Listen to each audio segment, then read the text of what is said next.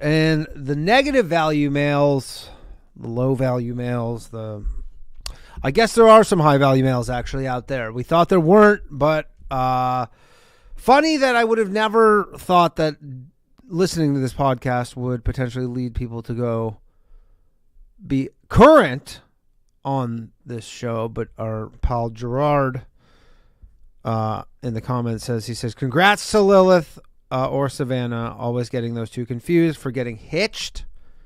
I don't think they covered it in the latest episode. She got into a traumatic motorbike accident, which explains her absence. So that's Lilith. That's the Canadian one. She was suffering from medical misogyny. I guess she got in a motorcycle accident. But anyways, Gerard says she's getting hitched. So there is a high value male out there. It's not just a myth. Today's episode, we have got episode. So we were joined by our friend Lev last week. Very fun episode. I'm going to have more guests. I'm not going to suffer through this by myself anymore. Occasionally I will. But we're going to have at least every other week a guest. I think that's the move here. If you have an issue with that, make it known. But I think that's the way to go. But so we skipped episodes so he could hear Savannah, because he didn't hear Savannah. So we have to go backwards. So we're going backwards. We made an exception just for last week only. And then we'll have a new episode next week, not one on Super Bowl Sunday, and then probably the Monday after that. Okay, so episodes 63, and then we're going to do episode 65 of the Female Dating Strategy podcast. As always, if you want to support the show, you can do one of many things. In the bottom left-hand corner, you see that pink number. If you are not a subscriber to my channel, just hit that button, make that number go up, or, as always, unsubscribe, make that number go down, make the number do something for all of us. Just make it do something, because you can. It's in your power. Yes, and then tomorrow night, new episode of Low Value Mail, and Wednesday night, new episode of The Bathhouse, and temporarily we have confirmed for The Bathhouse, Corinne Fisher, Chloe LeBranch, and Toby McMullen, so that's going to be pretty fun. All right. Welcome back, everybody. Welcome back. I missed the ladies. I didn't. But so here are the episodes that we're fucking with. As always, I'll put up a poll. So if you'd like to skip, shout out to the two people who have unsubscribed. Now someone resubscribed. Is it the same person? Have they capitulated that early? I don't know. Also, if you listen on Spotify, leave a review or whatever. Just, you could just do one thing. There's a matrix, not like the Tate matrix, but just like you can do one of many things. Do one of those things. Okay, so this episode is episode 63. HerHax, cybersecurity researchers dispel myths about AirTag stalking. So I think it's cybersecurity researchers, but they're women. Not that they can't be women, but you would expect them to be men, but they're not. They're women. They're called HerHax, which I always joke with my girlfriend. And I mean, I've probably heard this before too, but there should be more women private investigators just and like security experts in the way that they, snoop around.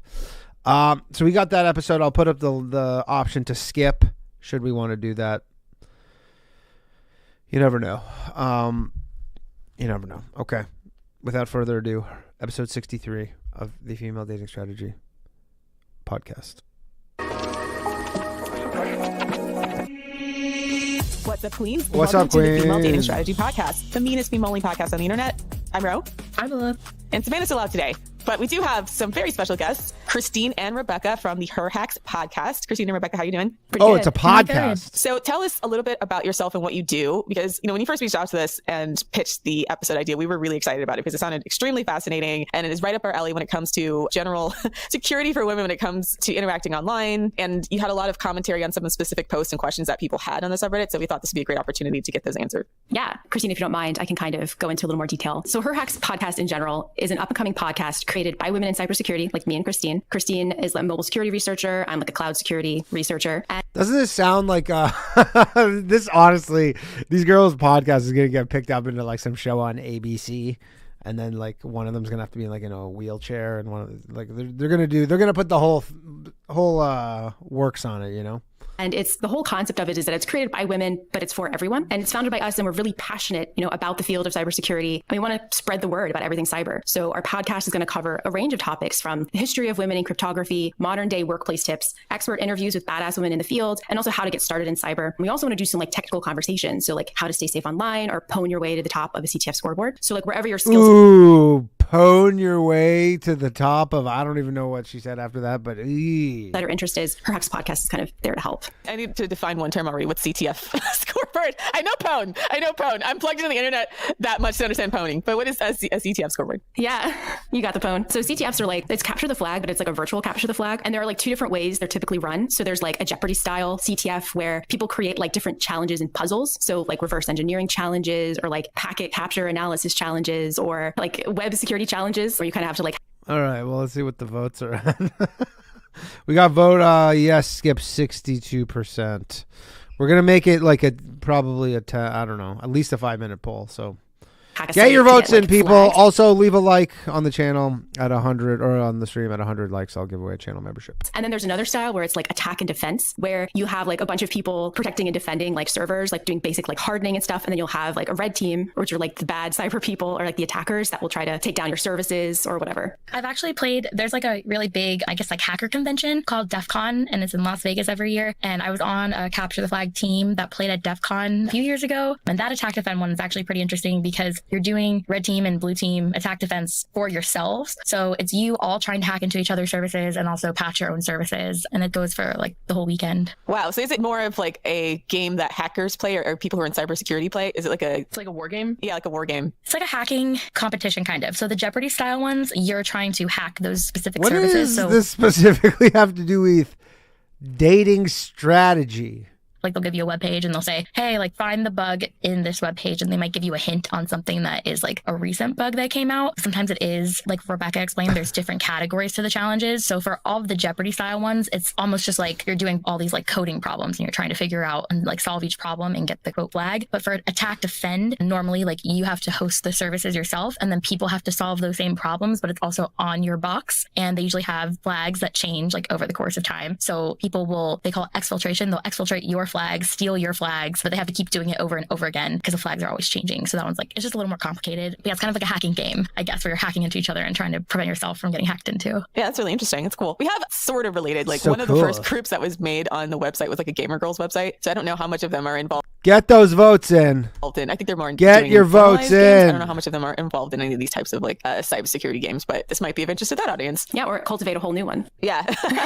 Gaming definitely is like a huge entry point into cybersecurity. We actually have a friend who works on like Netflix games, and they're Netflix games, but like. All right, I'm skipping this. I'm skipping this. What are we even talking about here? What are we talking about here? Let's go ahead a little bit. That allow you to find items that you've lost. The thing that differentiates Find My is that it's a crowdsourcing tool to let you geolocate only using Bluetooth. So AirTags themselves aren't connected to the internet. There's not like a GPS chip in there. It's literally just using Bluetooth to geolocate. And I mean, this will teach guys. There probably are some guys in this chat. You can learn a thing or two about AirTag stalking if we listen to the whole episode. So, you might want to change your vote. Anyways, we're going to end this episode because the next episode is going to. So that was episode 63.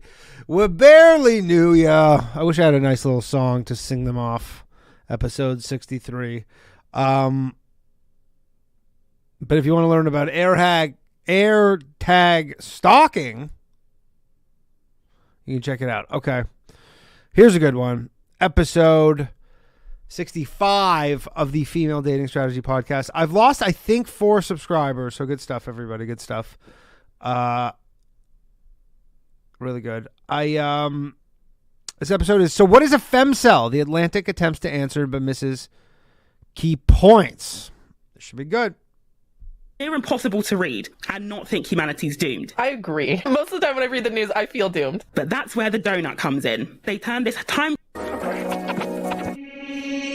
Queens? What's Welcome up, to the Queens? Female Dating Strategy, the meanest female-only podcast on the internet. I'm Ro. And I'm Lilith. And unfortunately, Savannah, I don't know how much I want to say, but like, due to a medical emergency, she's still not with us, but she's okay. She's okay. She's going to be God out damn, for these a little bitches bit. are always on the mend. Yeah. So, sorry, we know she's a fan favorite. And we miss her a lot, but you know, she does need to recover. Yeah. She's currently in recovery, so it's just, once again, Lilith and I. So today we're going to revisit a subject that's near and dear to our heart. We shouldn't say that. the subject of female incels. And it was sparked by us being name dropped an article written by The Atlantic where they were talking about femcels and the difficulties that femcels face, and they were painting this as the rise of a new movement that's a counter to the incel movement. We thought it had a lot of good insight on how femcels think and what... Also, just to be clear, I didn't skip 64. 64 was last week's episode with Lev Fur. Now we're back on track. is going on with them, and we thought this would also be a good way to insert some strategies to help the dating lives of femcels, if they are indeed femcels, which we'll talk about, because some of the women that are saying they're femcels are probably not actually femcels.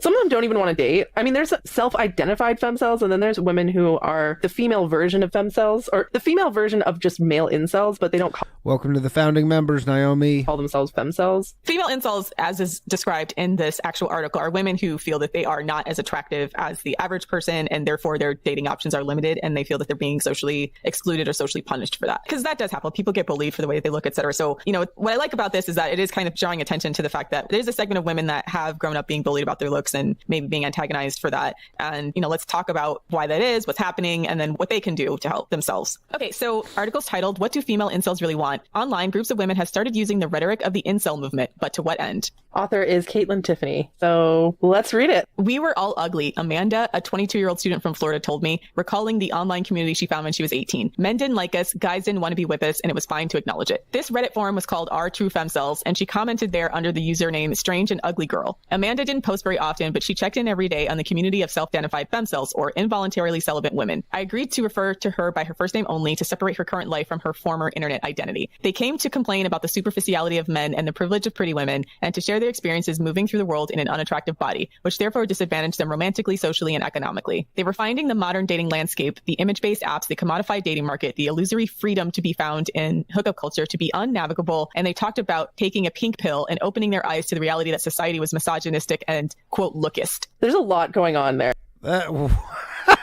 Whoa. All right. so far.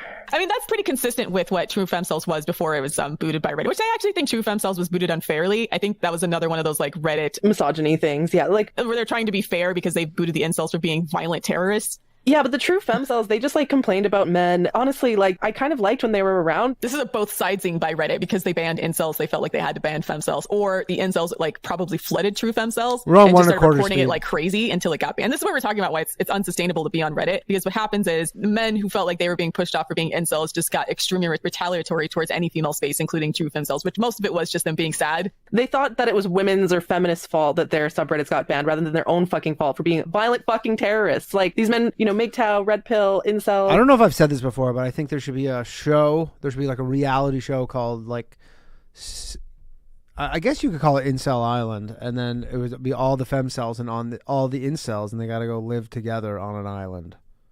It's not the best idea. Or incels, or what is it, brain cells? They had a bunch of different incel subreddits, right? And they kept getting banned. They kept making new ones. And then when those new ones got banned, they kept attacking women and so on. Oh, by the way, shout out to YouTube for adding like these Facebook-like emojis that are... If I could turn them off, I will. Right? So yeah, that's why Reddit as a platform is not sustainable, because it's got this large, angry male user base that hates women, right? And so I actually kind of miss when True Femcels were around, because those sorts of women like hung out on True Femcels or on the pink pill. They stayed away from FDS, right? After they got banned, it was very inconvenient to us that they all started coming to FDS and expecting us to like talk about lookism and the pink pill and how, you know, it's so horrible and unfair that men are attracted to attractive women. And it's like, I don't know what to say to you. It's like, that's just life. I don't know what to say. Like, Well, okay, so we can talk about it because some of it, honestly, based on some of the pictures that were revealed of some of the femcels, some of it is entirely in their head. they weren't even that ugly. Yeah, some of it seemed like it was more, they were socially awkward and perhaps, you know, low self-esteem, and then like non-white women who internalized like white beauty standards so much that they felt unattractive. So we can dive into that a little bit more when we talk about strategies for femcels and we start to outline what most of their actual problem is rather than just truly being ugly. There's no nice way to put it, but they're so far away from the average that they are noticeably unattractive to people, right? So if you're average average, you're probably fine and you have more than enough dating options. But if you're just like really outside the average through physical deformity or something like that, then I think it's fair to talk about the difficulties with that. Yeah, I want to say actually, first of all, like this episode, we're going to try to be like fair, but we're not going to sugarcoat things. Okay. Like one thing. What does that mean? Bothers me a little bit with like the everybody is beautiful, like everyone is beautiful. It feels so fake. First of all, it's not true. Secondly, like a lot of unattractive people, like being unattractive actually does really affect their life. I've read, a lot of comments from unattractive people saying like, oh, being unattractive really affects my life. And so the whole everybody's beautiful, everyone's beautiful bothers me because it's just words. It doesn't actually make my life better. And they make that point actually later in this article. So let's keep reading because I think we can discuss that more in depth when they talk about that. Yeah. We need to be honest. We need to be honest to the femcels. Yeah. Yeah. We need to be honest. Let's cut the crap, like real talk, right? I'm not going to be deliberately cruel, but please understand that I might make some comments that some people might take personally. Sometimes give it to them straight.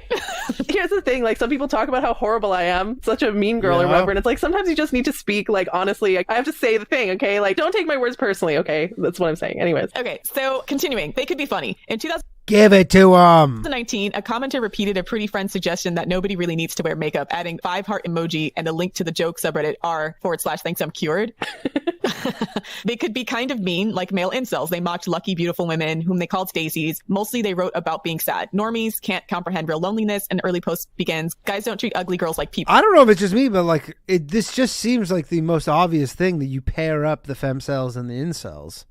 They're like, yeah, nobody loves us. And they're like, nobody loves us. And you're like, reads another. So yeah, their constant bullying of women they found to be more attractive is part of why they couldn't sit on female dating strategy after a while, because they just got a little bit. They got so pissed off at us for like not letting them sit with us kind of thing. Like, oh, they're mean girls. Imagine being so unpleasant that they don't even accept you on the female dating strategy subreddit. Regina George, but it's like we can only handle so much of your shit before we start to set boundaries. People think we're horrible people for excluding femcels or whatever, right? But like it was for they think it for many other reasons.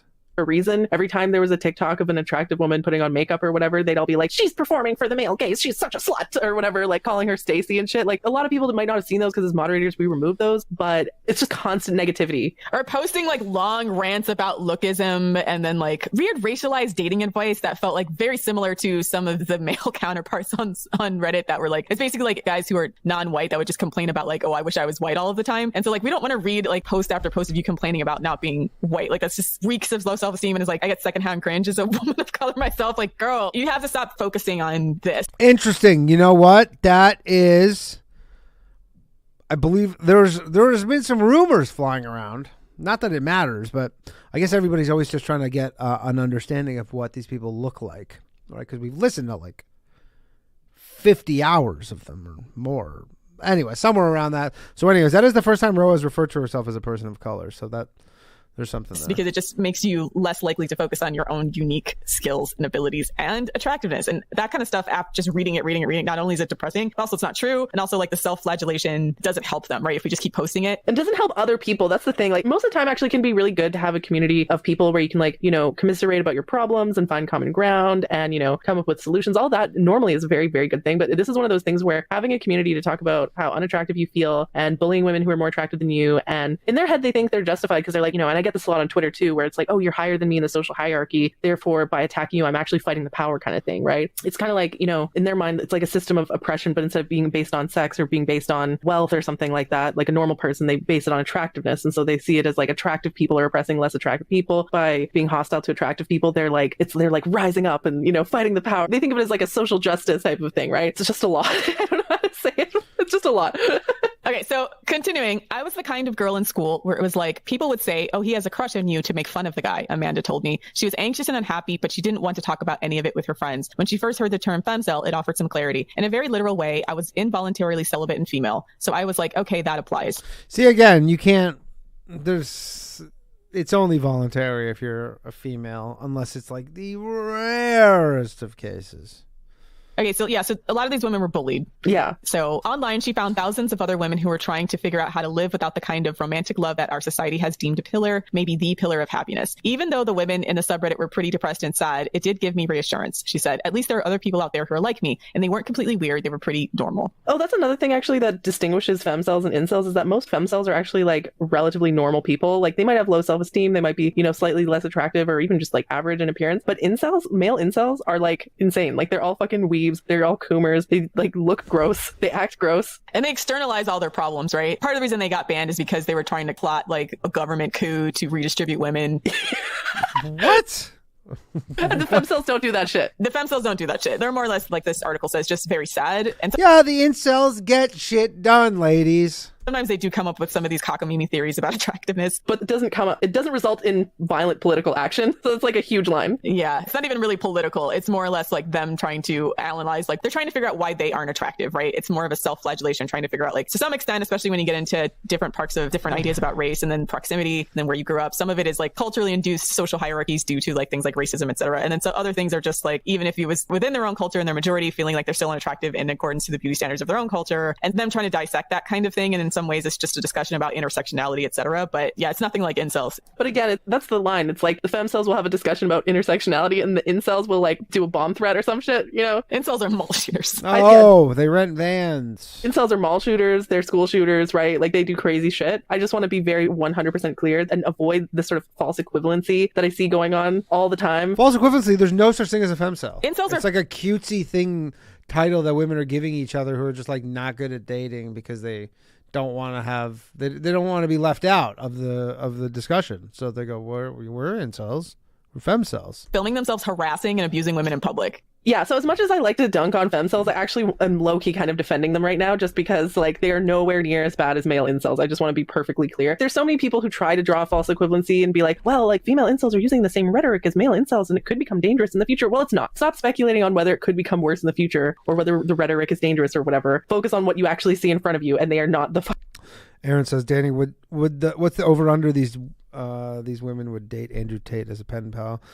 Probably, I mean, as a pen pal? I don't think as a pen pal. Maybe if he got out, but I don't think he'd be into them. fucking same. So here's a paragraph reiterates that. Around the same time that Amanda was getting involved in the femcel community, mass media attention was focused on its far better known male counterpart. Because, of course, the lonely and angry young men of the internet became a subject of fascination because their language was disgusting and their threats of violence against women were real. Incels deified the murderer Elliot Rodger, who killed 6 people and himself in Isla Vista, California in 2014, and left behind a YouTube video in which he outlined his plans to punish women for rejecting him. Right. So male audacity here. So coverage also eliminated the broader manosphere, the sprawling online network of disaffected young men that overlapped with the so-called alt-right and with President Donald Trump's rabid army of MAGA trolls. Okay, so this is a side note. I don't like when the mainstream media automatically makes all of the manosphere alt-right because it's actually pretty politically diverse. Yeah, that's actually so true. There are left-wing manosphere people. There are left-wing incels, violent incels, yeah. Actually, there are some of it who literally take like a communist approach and they see themselves, again, as like a sort of proletariat of ugly people and that they need to rise up and the proletariat of the uglies? Like redistribute.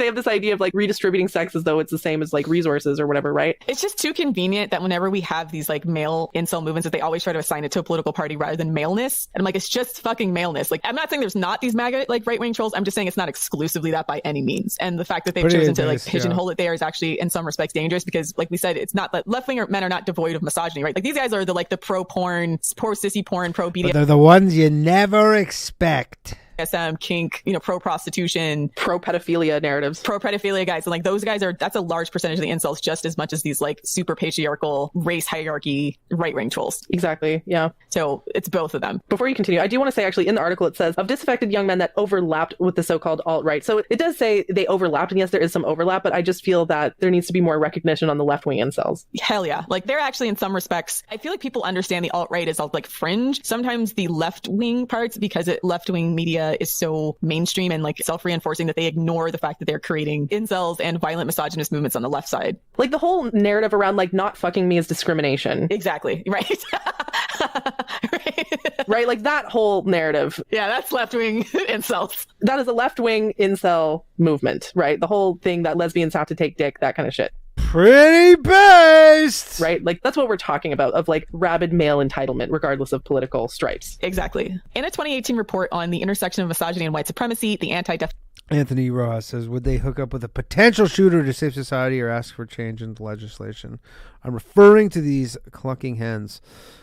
They would not. Would they hook up with the shooter? Hell no. No. They just want him just imprisoned. The League outlined how incels' sense of entitlement to sex was leading them toward other extremist spaces and beliefs. This is a scary and dizzyingly complicated story. And femcels, whose rage was quieter and whose presence was smaller, didn't really factor in. Because they're not these guys. Yeah, because they're not as scary. That's why. They're just sad. They're just sad mostly. 5 years later, incels are a known quantity and femcels are the new mystery. In recent months, headlines have named 2022 the year of the femcel and heralded a coming, quote, femcel revolution, wherein women are reclaiming involuntary celibacy and asserting their right to give a name to their loneliness and alienation. You see how that's like not threatening in comparison to the incel revolution? Yeah, like women just call it loneliness. Like dudes are literally like, you're depriving my right to reproduce and like further my genetics. And women are like, so lonely. The incel revolution, wasn't it that guy who drove his van into a crowd of people who cited the incel revolution in Canada? Yeah, that was Alec Manassian. The incel revolution is where all the ugly men rise up and take over the government and forcibly redistribute women and sexually, like The Handmaid's Tale. Okay, so literally like dystopian crazy shit. Femcel revolution, another Canadian, is where they reclaim involuntary celibacy and assert their right to give a name to their loneliness and alienation. So really all it is like, we demand the right to talk about our problems, but there's no government taking over stuff at all happening there. The attack I'm referencing is by Alec Manassian, and he killed 10 people in Toronto in 2018 as part of the, quote, incel rebellion. Yeah. I mean, just compare and contrast what the femcels are trying to do versus what the incels are trying to do. The incels, like what their actual goals and tactics are completely different. Yeah, let's be fair to the femcels that they are nowhere near, and they're not the same as incels, and everybody trying to both sides is really disingenuous. So this new recognition of femcels has tended to stop there, but incel had political meaning. People who identified with the term were read as reactionaries, the young, mostly white men who felt left behind as society progressed beyond its historical focus on their specific needs. Yeah. I know. Suck it up. Well, again, this feels like, I mean, it's probably mostly white because the United States is mostly white, but if you actually read the incel forums, they have names for... It's multiracial. It's multiracial. That's how they came up with stuff like rice cell and curry cell. They call themselves that, by the way. Because they got a good sense of humor about things, at least. The very least. For non-white incels. Yeah, there's another one that black men use to refer to themselves that I won't repeat, but it's like... Just take the first half of a slur and then add cell. Yeah, exactly. And so that's what they call themselves. It's like the incel movement is very diverse. Again, like they're saying it's mostly young white men. I mean, it is because just probably... Honestly, the thing too is like they're pretty funny to start. I guess they're all just so autistic because you're kind of funny. It's just like, get to the gym and... problem solved for the most part. Numbers wise, because of the United States being mostly white. This is a male problem. Again, this is not a political problem. It's not a racial problem. It is a male problem. Like, name the problem, you know? And each of these has their own sub-incel movements. There's like Asian masculinity and South Asian masculinity and a few others, the ones that worship Kevin Samuels. Exactly. There's the generalized incel movement. Oh, they're going to dance on that dude's grave when he dies. And then there's sub-racialized incel movements for each of these specific racial groups, which is just all sorts of problematic. It's intersectional. It's intersectional. Look at this beautiful harmony between it's carrying on. Look at this beautiful harmony between the races bonding over male entitlement. Yes. From the fires of this. I want to say actually the thing that all the men have in common is that they were raised to think that they were entitled to have a woman without having to actually offer any value to the woman. Not only are incels ugly, but they actually just don't want to have to do like boyfriend shit. They're like, oh, girls want you to like take them out to dinner and treat them really well, but I hate women. I want to treat them like shit. Why won't they date me? Like they were raised to think they were entitled to have a woman and treat women badly. I don't think they were raised to about anything about women. I think they were raised by television. The fact that that's not panning out for them, they are very retaliatory and abusive over that, right? Like the abusiveness is like a way of trying to reclaim power, right? Women were not raised like men to think that they were entitled to a partner, to a slave. Women were raised to think like, oh, if you don't have a man, you know, you're worthless kind of thing, right? And it's much more internalizing. It's like the expectations that men and women are raised with have had very different impacts on the femcel versus the incel movement, but that's just me. The term femcel is now in widespread use, not just in Reddit forums, but on every major social platform, including the Gen Z favored TikTok. But we still don't know what it's for. If a femcel revolution is coming, what new world are femcels dreaming about? When Amanda talks about the femcel community, she specifically contrasts it with one other option, contemporary liberal feminism, or maybe, quote, girl boss feminism, as popularized by millennials and the brands that cater to them, which we've also dragged. Because it's easy to drag. Understandable that you criticize liberal feminism. They're finding the same holes in liberal feminism and girl boss feminism that a lot of us found. Their solutions... Not true. You're all girl bosses. Don't listen to them. And their discussion... You're all queens and you're all girl bosses. ...of it is more or less what the issue is. Which is why I think they like female dating strategy, because we were one of the places that were calling out the complete nonsense of liberal feminism. Yeah. They liked us because we hated the same things, but we didn't stand for the same things. Exactly. So the liberal feminist notion of like supporting all women, feeling positive all the time, it's disingenuous, she told me. When she started identifying with the term term femcel, it was partly because she felt a resentment toward a style of feminism that challenged traditional beauty standards mostly by asking those who fell short of them to feel beautiful anyway, regardless of their lived experiences. I'd rather be able to talk about being ugly than just to try to convince myself that I'm pretty, she said. Yeah, I agree. I think it's important to be honest and not delude yourself. And that's the point I made in the female political strategy episode of like Femcel feminism. Don't plug your other show on here. Right, where a lot of the push was by women who feel like they're traditionally locked out of like what society deems sexually attractive. And then the push was to like make these women feel sexually attractive. And I'm like, if you're chasing the male gaze, that's kind of a self-defeating prophecy. I like chasing male gaze. I guess because ultimately male attention is fickle. It's not that I don't think you should have more wider representation of women of different body types and etc. But the issue is just more or less like if you stake all of your feminism in sexualizing women's bodies and forcing them to feel beautiful, then when men don't respond that way and then women learn they're not going to respond that way, then first of all, the femcels get upset because they feel like they've been lied to. Your feminist movement ends up being diluted because there's an over focus on physical attractiveness as a feminist movement. What people find sexually attractive is so unique to that person, more or less, that trying to use feminism to force like a sexual politic, like a morality around who you're sexually attracted to. Yeah, is pretty futile, more or less. Like and the femcels have discovered it's futile, right? At least this group of femcels. Like if there's another group of femcels who are still somewhat in denial about it. Liberal femcels? Yeah, liberal femcels. I want to be clear, there's different types of femcels. There's the trad femcels. There's the one who are like, why are men always chasing the bad girls instead of good girls like me? There's the lib femcels. They're the ones who are like, lesbians don't take dick, they are bigots. Or, I'm 500 pounds, men who don't find me attractive are fat phobic. That's another lib femcel ideology. And then there's the rad femcels. They're the ones who take the radical feminist angle of like, they're the ones who tend to be more into like pink pill or, black pill type of stuff. If you do anything that could be remotely considered sexually attractive by anyone, you're a sellout and you're ball palming. Yeah. You're performing for the male gaze, that crowd. So there's different types of femcels, right? And so obviously the femcels who were more rad femcels got really mad. Performing for some male gaze right now. In the comments. That we called the lib femcels. They're mad that we conflated the two. I just want to be clear that all of y'all are femcels.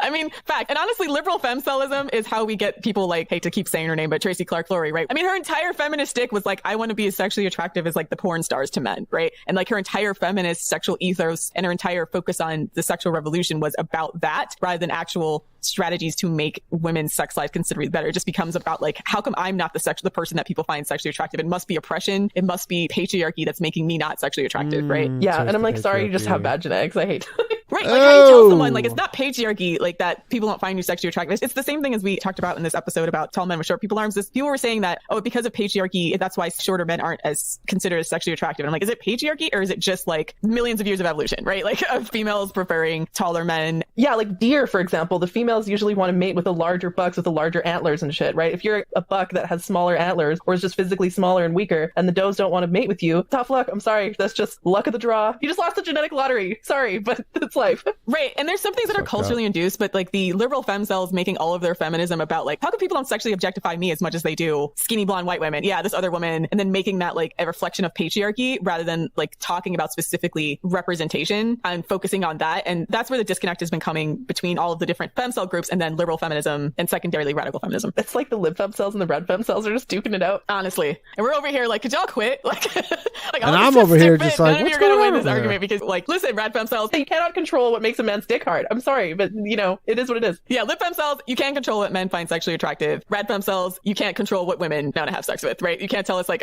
be man, they don't like anybody. Lesbian or whatever they're trying to push sometimes. Like, we're not doing it. We're like dick and you guys gonna have to figure out a way to get over it. We're gonna live over here in reality. Yeah, where some people are ugly. I think honestly, it's the stuff like this that they say that kind of brings a lot of us back. I kind of had just a thought there that it must be. The reality is that by the way, 3 more likes, I'll give away a channel membership. Some people in any given population, some people are faster than others, some people are taller, some people can draw better, some people are more physically attractive. And what's generally considered physically attractive is pretty consistent culturally, even with all the weird racialized stuff, is generally like things like facial symmetry. A lot of it is biological. Yeah, like facial symmetry, people generally like, people who are like taller, who are fit, maybe some muscles, that kind of stuff, not morbidly obese. Whether thinness or more curviness, that can change through time, that sort of stuff. But like, yeah, there are certain standards of beauty that are actually just pretty universal regardless of culture. But And they're maybe wrong. cut out some of that. But anyways, this feels mean. Overall markers of health are Feels generally mean. universally attractive, clear skin, etc. So in some ways, this logic, okay, so this is continuing on after the Femcel said, I'd rather be able to talk about being ugly than just to try to convince myself that I'm pretty, she said. Feel you on that. So next paragraph, in some ways, this logic is even more uncomfortable than the original incel logic. In a 2021 essay, the feminist theorist Jilly Boyce Kay argued that it's not just incels who assume that any woman can get sex from men. This is a widespread cultural assumption. Women have long been understood to hold sexual capital. In modern dating culture, they're expected to wield it. Femcels complicate that story. They feel the same sense of humiliation and exclusion that incels do, but they react to those feelings differently. Incel discourse tends to project anger outward onto society and a hatred of women. Kay told me when we spoke recently. Facts. The anger is expressed radically Facts. through threats of violence or through bizarre, though arguably imaginative, calls for the government to redistribute sex. Facts. Sounding familiar?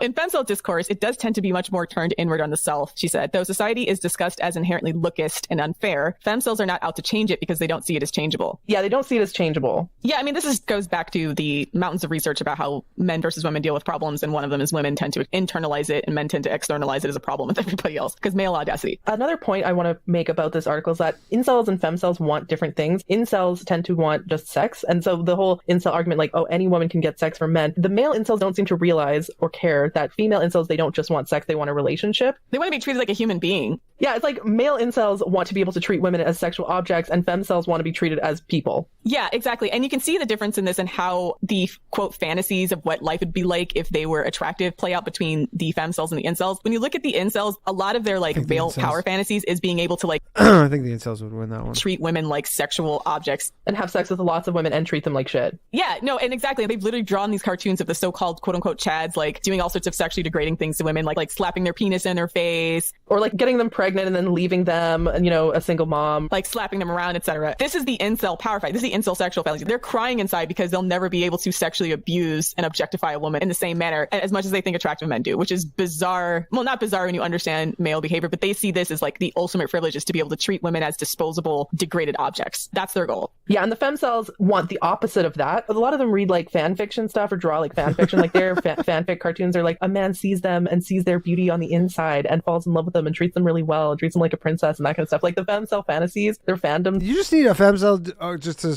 find an incel, but like just bitch him around a bunch till, you know, kind of mold him into the dude. Stuff is very different, paints a very different picture. They want a man who loves and cherishes them. Or the male incels want to be the sort of man who can like abuse women. It's a very different power fantasy. Continuing, this inward-facing posture contributes to the difficulty in estimating the group's size and summarizing its positions. When the most well-known Reddit forum specifically for Femcels, Our True Femcels, was banned from the platform in June 2020, it had just over 25,000 members. The subreddit was one of 2,000 forums banned for, quote, promoting hate after a major change to Reddit's content policies. A Reddit spokesperson declined to provide more detail on the decision because it was probably bullshit, to speak clear. They're not going to give any detail because it was probably like, well, they probably both sides did it. Oh yeah, the male incels, the female incels, they're both equally as bad. Get rid of them. The larger Vindicta subreddit was created as a space for femcels to discuss looks maxing or improving their physical appearance with a combination of soft makeup and hard plastic surgery. I guess a soft looks maxing is makeup, hard looks maxing is plastic surgery. But has recently seen a Looks maxing. I understand it. I've never heard that term before. influx of non-femcels looking for beauty advice and sometimes offering words of encouragement. Read the next paragraph. This is so funny. This has caused problems. Reminder to femcels, people who lie to you and tell you that you look fine the way you are not on your side, a moderator wrote last year. They benefit from you remaining ugly and not fixing your looks because it makes them more attractive relative to you.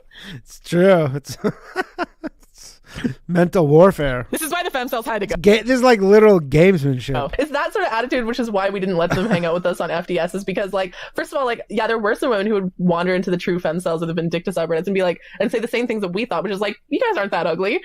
Like, no, they're not. That's the thing. You just look average, like, right? And so we look at these women and we're like, you look fine. Like, there's nothing wrong with you. And they actually get mad at us for saying that kind of stuff. They're like, no, I am ugly. I am a 1 out of 10. I am a 2 out of 10. I'm a horrible, monstrous gargoyle. A man hasn't looked at me in 10 years kind of thing, right? So they get really fucking hostile to women who say anything like positive towards them. You know, FDS is about leveling up, maximizing female benefit and stuff. We're not into the whole like self-flagellating and like being at the bottom of the hierarchy and crying about it and staying there, right? We want to increase our position in the hierarchy. We want to increase our power, increase the quality of our life and so on. And they don't. Yeah, I don't understand it because even on the incel subreddits, and I used to lurk some of the incel subreddits, and there was a really funny subreddit called Incel Selfie, where it would be similar to be guys who would take selfies of themselves and be like, is it over for me based on how they look? And like most of them were like overwhelmingly young guys, hadn't really grown into like their bodies or their looks yet. The vast majority were pretty average. There was like a handful of them where I was like, yeah, bro, it's gonna be real tough for you because they were really short and they were just facially fucked up. And there was nothing that could be done about that. But actually, even among the incels, Yes, there is a thing that can be done about that. It's called money. at least the ones that were brave enough to take selfies, they actually looked fairly average, right? And I'm like, 100% of your problem is your personality. Which is actually... It is hard. That's the thing. Even if you have a bad personality, you can still work on your personality, you know? Like, become interesting. Like, that can be done. It's possible to work on your personality. Like, I'm sure some people are too far gone, but... Not comforting to them because the incels actually get mad when you say that too. The incels get really mad when you say, oh, you're not that ugly, it's just your personality. Because like, at least like looks, they can at least blame someone else. If it's their personality, they have no one exactly to blame but themselves, right? And that's just a really uncomfortable thought for them. Or lack of grooming. That's also the problem, is them just not having figured out how to groom themselves in a way Okay, groomer. that's attractive or consistent. Like, I mean, I saw a lot of struggle braids, struggle beards, etc. I'm like, you could take care of that and vastly improve your chances of a woman finding you. Sounds like a lot of really depressed guys. You just choose not to. I want to say, Sounds like just depression. to the incels and the femcels, like what you call looks maxing is just what normal people do normally. I agree. Just like showering, putting on makeup, like grooming yourself, right? Like, I just want to say it's not that hard. The one thing that I feel like a lot of them don't understand, and I feel actually really bad for Gen Z because of the fact Aaron Lee with a $20 super chat. Thanks, man. He says, do you have a P.O. box? I wanted to send you a Christmas gift last year, but could not find an address. Also, dumb thing I thought as a kid. I thought a school fundraiser was a fundraiser, an event to raise the level of fun. I think I'm actually going to do tomorrow, Dumbest Things You Thought as a Kid, part 2. So, Aaron, we'll read that on the show. For the P.O. box, just DM me anywhere that I have DM. I just don't want to give it out on YouTube, but DM me, Instagram, Discord, Twitter, Facebook, literally anywhere, and I'll get it to you. Thanks, pal. that they've only known the social media age, Instagram age, is that they don't understand that how much attractiveness is actually a learned skill. And it actually took me a while to really like catch on that some of the women who seem like they look really effortless at school every day in high school, a lot of them, they would spend hours perfecting their makeup, right? They would spend hours of perfecting their makeup. I was one of those girls. I got up at 5 a.m. every day in high school to do my hair and put in hair extensions and my makeup. They spent a ton of money on products, like trial and error, trying to figure out what worked with their hair, what worked, what didn't. Obviously that takes money. So sometimes I got a job at 15 and spent most of my paycheck on cigarettes, actually, and grooming products. I quit smoking. Yeah. So I spent it mostly on cigarettes, drugs, and grooming products. I feel like a lot of them didn't quite understand that that was the case. A lot of them didn't realize that that was the case, that a lot of women were doing that. So they think a lot of this stuff just happens. You know, they obsessively search through magazines to look for the new like fashion trends, et cetera. Like these women study fashion, style, et cetera, like a part-time job, basically. And also they have the money to sustain their habits. So it's not necessarily that you're ugly. It's that you either haven't dedicated the time and effort to putting into your looks like they have, or you don't have the money to sustain it. And I think there's a famous quote. It's like, you're not ugly, you're just poor. Yeah, that's a meme. Yeah. So I feel like a lot of femcels aren't aware of that. So when they look at themselves and like, I'm hideously ugly, I'm like, no, you look like an average person who hasn't put in hours of work on their appearance, like the women that you think are so much more attractive than you have. Because if they didn't put in the amount of work that they put on their appearance every day, they would look just like, right? No, there's definitely room for, I mean, it takes time to paint your face. a conversation around like how, you know, starting when I was like 14, 15, I put way too much emphasis on beauty standards. I had kind of an eating disorder actually when I was in my teen years, just to stay thin. And there's definitely room to be had about how that's harmful to women, and like the pressure that women feel to meet these kinds of beauty standards comes at an enormous cost to not just financially, but also to your mental health, to your physical health, and so on, right? So, you know, I'd be more open to having those kinds of conversations and how like tragic actually it is, in my opinion, that a lot of young girls feel, whether they meet the beauty standards or not, they all feel that pain and that trauma around beauty standards, right? But at the same time, it's like, it's really hard to have those kinds of conversations with femcels, because whenever I try to open up about that kind of experience, they're all very hostile to me. Like I've talked about some of the stuff on Twitter and they're all like, oh, you know, you whore, you like, you know, spend all that, like they call me a Stacy, they like call me stupid for spending Calling her a Stacy. all that time and money trying to be beautiful and stuff, and like they see me as again, you got to keep up. It's from the like evolutionary biology standpoint. It's like if everybody else is going to do it, then you're now disadvantaged in trying to find a mate. If you're a woman who's just not doing this stuff, like obviously some dude at some point figured out a way to make women look hotter by them putting paint on their face, and then now it's big business that the problem. Oh, you're perpetuating toxic patriarchal beauty standards and stuff like that. So it's really hard to have those kinds of conversations with some femcels because they're not really willing to try. It's not patriarchal beauty standards. Like guys, I don't know, could be wrong. Where guys like, hey, you should paint your face. To see the perspective of the woman. That seems like a industrious young lass. On the, the grass is always greener on the other side, right? But they don't really seem to be that interested in, trying to understand things from another woman's perspective. Yeah, it seems again that they're more or less trying to blame. They don't want to admit that maybe it's not that they're hideously ugly. By the way, I hear some people who can't tell the difference between Lilith and Ro. Lilith is because she's Canadian. She says she'll go understand like that. If you hear that, that's Lilith. She goes understand. Maybe it's their personality, or perhaps they've just internalized some really, really bad messaging because of like people being shitty in high school. I mean, high school, it doesn't matter, but I feel like so many people just have so much unresolved high school trauma. Like so many adults going through life with like trauma that they got in high school that they just have internalized that worldview and not really challenged it, and it's sad a little bit because I feel like I hope I've like matured and grown since then. Sometimes I meet people and it's like very obvious to me that they're still in that kind of high school mentality. I stopped giving a shit the day after my graduation. I'm never going to see these Yeah, friends you again. did. Yeah. And that was pretty much it. Like, I like graduated from my small town high school. Like, I'm never going to see you fucking townies ever again. Peace out, bitch. I'm off to the big city. Basically. Healthy self-esteem. Okay, so next paragraph. Now femcells are scattered across what Kay tentatively calls the femisphere. Some left Reddit altogether, moving instead to small femcel-specific boards on the Reddit lookalike site, The Pink Pill, which has only 580 members. Another reason the femcel subculture is difficult to visualize and comprehend, they're unwanted even in many women-only spaces, so they sometimes hide or are hidden. They were tolerated in the notorious female dating strategy subreddit for a while, whoop whoop, but were later kicked out. This is I'm trying to see these two links here. So there's one link to the Jezebel article, and the second link is to this is to Jan. So the word notorious is highlighted, and then it goes to the Jezebel article, which again, it annoys me that like that is now that piece of shit that they call journalism is now seen as like, oh, that's the defining article of like, if you want to understand FDS, go read that kind of thing, right? It's so dishonest, right? But then it says, but we're later kicked out. Let's click on that. Where does that go? And that was clicked, and that goes to a rant by the OG Jammies. Oh, isn't it closed because the subreddit's private? Well, they have an archive link here. That was the OG Jammies ranting. Reminder, FDS is not wigged out over at Femcel. We're a dating strategy, so you should date. Oh yeah, I remember that one. That was a really good day, actually. I really enjoyed that. Public dragging of everyone. I really enjoyed that day as a moderator. I feel like that was the first in a long series of... Forget that these like chicks are just moderating a subreddit all the time. Like that's like a main hobby of theirs is just moderating. Mods versus the user base. Yeah, of like disagreements between the FTS mods and the FTS user base being like, you should level up and stop being a sad fucking losers. Like, and then the user base who are still sad, non-leveled up, being like, how dare you? If I remember correctly, because this is after the true Femcels was banned, and this is when we started seeing that massive uptick of Femcel activity, and it started pissing everybody off on the mod team. Like, y'all, could y'all like stop posting, like, because every other post would be about lookism and then like racist facial standards. There was one Femcel who went off like, yeah, she posted a article. It was about a certain like race-based. It was a racially themed article, which we removed because we thought it could be like construed as like racist. And she went off on us, like accusing FDS mods of being racist for like not letting her speak her truth and stuff. And she just like went on like a drama. 1 year like harassment campaign against FDS mods because we removed her post and banned her. Was that the one that showed up to our lecture that we did with Gail Dines? I think that was the same one. Yes, I think that was the same one. Yeah. This woman is mental. She went around to all of the FDS dissent subs, like saying like FDS mods are racist and like not having any receipts or proof, like just saying like they removed my post, which was racist, and therefore that makes them racist. She got up at like the crack of dawn, paid $30. Yeah, people do that. To come harass us at a lecture we gave with Dr. Gail Dines. It was pretty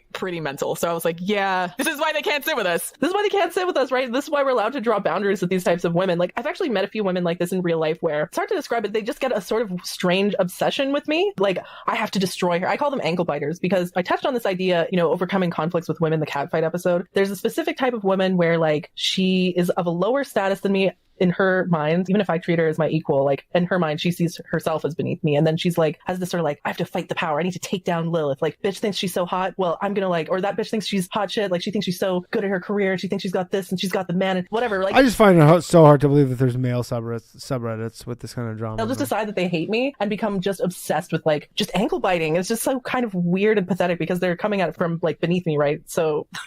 it's kind of like a little yappy chihuahua, just like, like, so it's not effective. That's the other thing is like dedicate years of their lives to trying to like destroy me, but it's mostly not effective and just makes them look crazy. Like I said, if they were there to just ask about strategies to date if you're not. Now I'm starting to wonder if that accident Lilith had was actually an accident after all, or if, she's got a couple enemies who would love to see something bad happen to Lilith.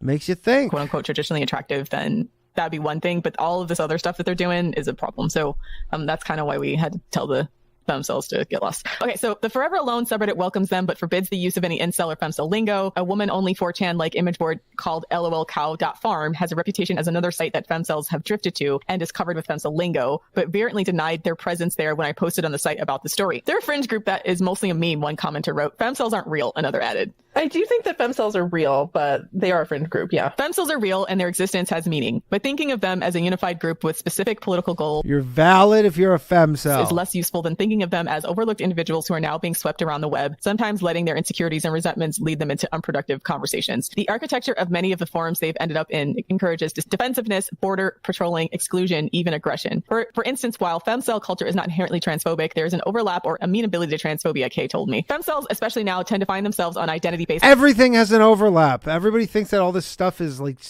purely ideological, and they're just like, these are things that people have different varying feelings about, so there's going to always be an overlap with forums that are fixated on biological essentialist ideas of gender. Women are like this, men are like that, as Kay put it, more stagnant than revolutionary. These spaces do just kind of become inward looking, very defensive rather than about imagining radical new futures, she said. So the problem is that once again I feel like they're shoehorning transphobia into everything. Oh, they're alt-right. Oh, they're white. Oh, they're transphobic. Like, they're trying to shoehorn a lot of other, like, femcels are politically diverse just like incels are. Okay, as I just said, there's trad femcels, there's rad femcels, there's lib femcels. Trad fems will go on TikTok in their little house on the prairie dress and talk about how submissive they are and why aren't men picking them. Like yeah, and then there's the rad femcels. Those are the ones who tend to be more quote unquote transphobic. They're the ones who, you know, I call them black pillars generally. They just like make fun of women they don't like and make fun of men in dresses. That's the extent and limitation of their political activism. And then there's the lib femcels, who are generally more like the, you know, if lesbians don't take dick, they're a bigot. The lib femcels will say things like policing trans women's gender expression is contributing to lookism, right? They're the ones that'll say things like black women don't fit mainstream beauty standards just like trans women don't fit mainstream beauty standards. Therefore, policing gender expression in trans women is racist and contributing to lookism and contributing Hard to argue with that. Right? So like this is just not true, right? This is where I kind of feel like they tight logic right there. Cherry pick what they want to see to push certain narratives. But like I said, there are liberal femcels who are pro-trans ideology and they justify it under the lens of like, oh, if trans women aren't considered women, even if they look very, very masculine, then I'm going to get policed in my beauty expression too. Yeah, they equate being a femcel and being an unattractive woman to being saying that same experience is the experience of being trans. So again, politically diverse, them cherry picking the narrative that they want to see here in the Atlantic is just full. So once again, trying to shoehorn the conversation a certain way. And again, I don't understand what they mean by imagining radical new futures. And this is how they always do a cop-out here. What radical new futures? People have been having sex for millions upon millions of years, and there's some things about that are fairly... I mean, Japan. I think your radical new future is going to be Japan.